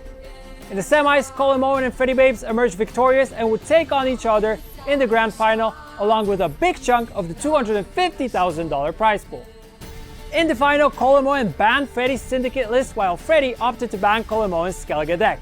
For those new to the format, this series is played in a best of 5, meaning that you need to win 3 games to win the whole match. In our tournaments, players additionally can ban one deck before the start of the game if they feel that one of the decks of their opponents might be too strong or can counter their lineup. Both players opted to start off with their Scoia'tael lists, Nature's Gift versus Elf Movement. Nature's Gift relies on playing a lot of special cards and boosting Harald Gord, while Movement has powerful cards like Gezris, which can jump between the melee and range rows. In the second game, we saw Freddy opt for Northern Realms, while Kolomoen decided to go with the Syndicate Pirates Cove midrange deck. Northern Realms relies on playing a lot of strong soldiers and has 1 copy of each card in order to utilize Radea, the win condition. Syndicate consists of the gangs of Novigrad and uses coins to trigger abilities. Both players with 4 golds in their hands. This is what we signed up for, Flake. Oh, this is so good. But that is phenomenal. But Kolomoen has no spender. He's got no real spender, but he's got Horson as a pseudo spender and Horst Borsodi as another pseudo spender that's limited to how many times you can spend. Well, this is going to be enough. You're going to be able to also just eat up that last soldier there for 3, as Horson Jr. is going to be able to come through and just crush the hopes and dreams of Maxi here. And there she goes. The bounty is collected. Collect your prize there, my friend, as everybody is going to have a Merry Christmas with a little bit of extra vitality. After going 2-0, Kolomoen looked confident heading into the third game. Freddy decided to go with Nilfgaard. We're seeing the Empire of Nilfgaard for the first time. This is a faction that likes to manipulate your opponent's deck, as well as use poison and other shenanigans to win. Duchess is going to come through and create a clone of his own. And here we go. Nilfgaard doing Nilfgaard things. Playing your strategy better than you can. We've got the first copy of the Griffin Witcher on the board. After game 3, we saw Freddy making a comeback. Yes, folks, sometimes reverse sweeps can happen in Gwent. In the next game, we saw both players go with their Northern Realms deck. One is a Swarm version, which wants to create as many units as possible, while the other one is a Radea list we mentioned previously. City Guard does its best. Lyrian Scytheman is going to come through, and a 6-point Maxi is a nice card to have in round 1, but unfortunately it's not going to be enough. Freddy Babe showing his love through the internet, through time and space. The respect is there, and Kolomoen, and actually, the emotion. Yes, the fist pump by Kolomoen, the relief, the celebration. And just like that, Kolomoen from Germany became the Season 1 Gwent World Master. Hello, Kolomoen, you made it. You are the Season 1 champion. A lot of times, a lot of people were saying that you are the most consistent, that you are the strongest player, and you have proved it today. Congratulations. I don't think there's anything more I could say, but that was a stellar play. You killed it. How are you? I mean, you just won a ton of money. Yeah, I don't know. I'm feeling great. What can I say? I want to take the opportunity and thank everyone that helped me prepare. It was the whole of Team Aretusa and but even other people from other teams helped out in our preparation. Wow, Kolomoen just won $119,000. Thank you for tuning in to this quick recap of Gwent World Masters Season 1 Final. If you want to know more about Gwent and try it for yourself, head on over to playgwent.com. Catch you on the battlefield.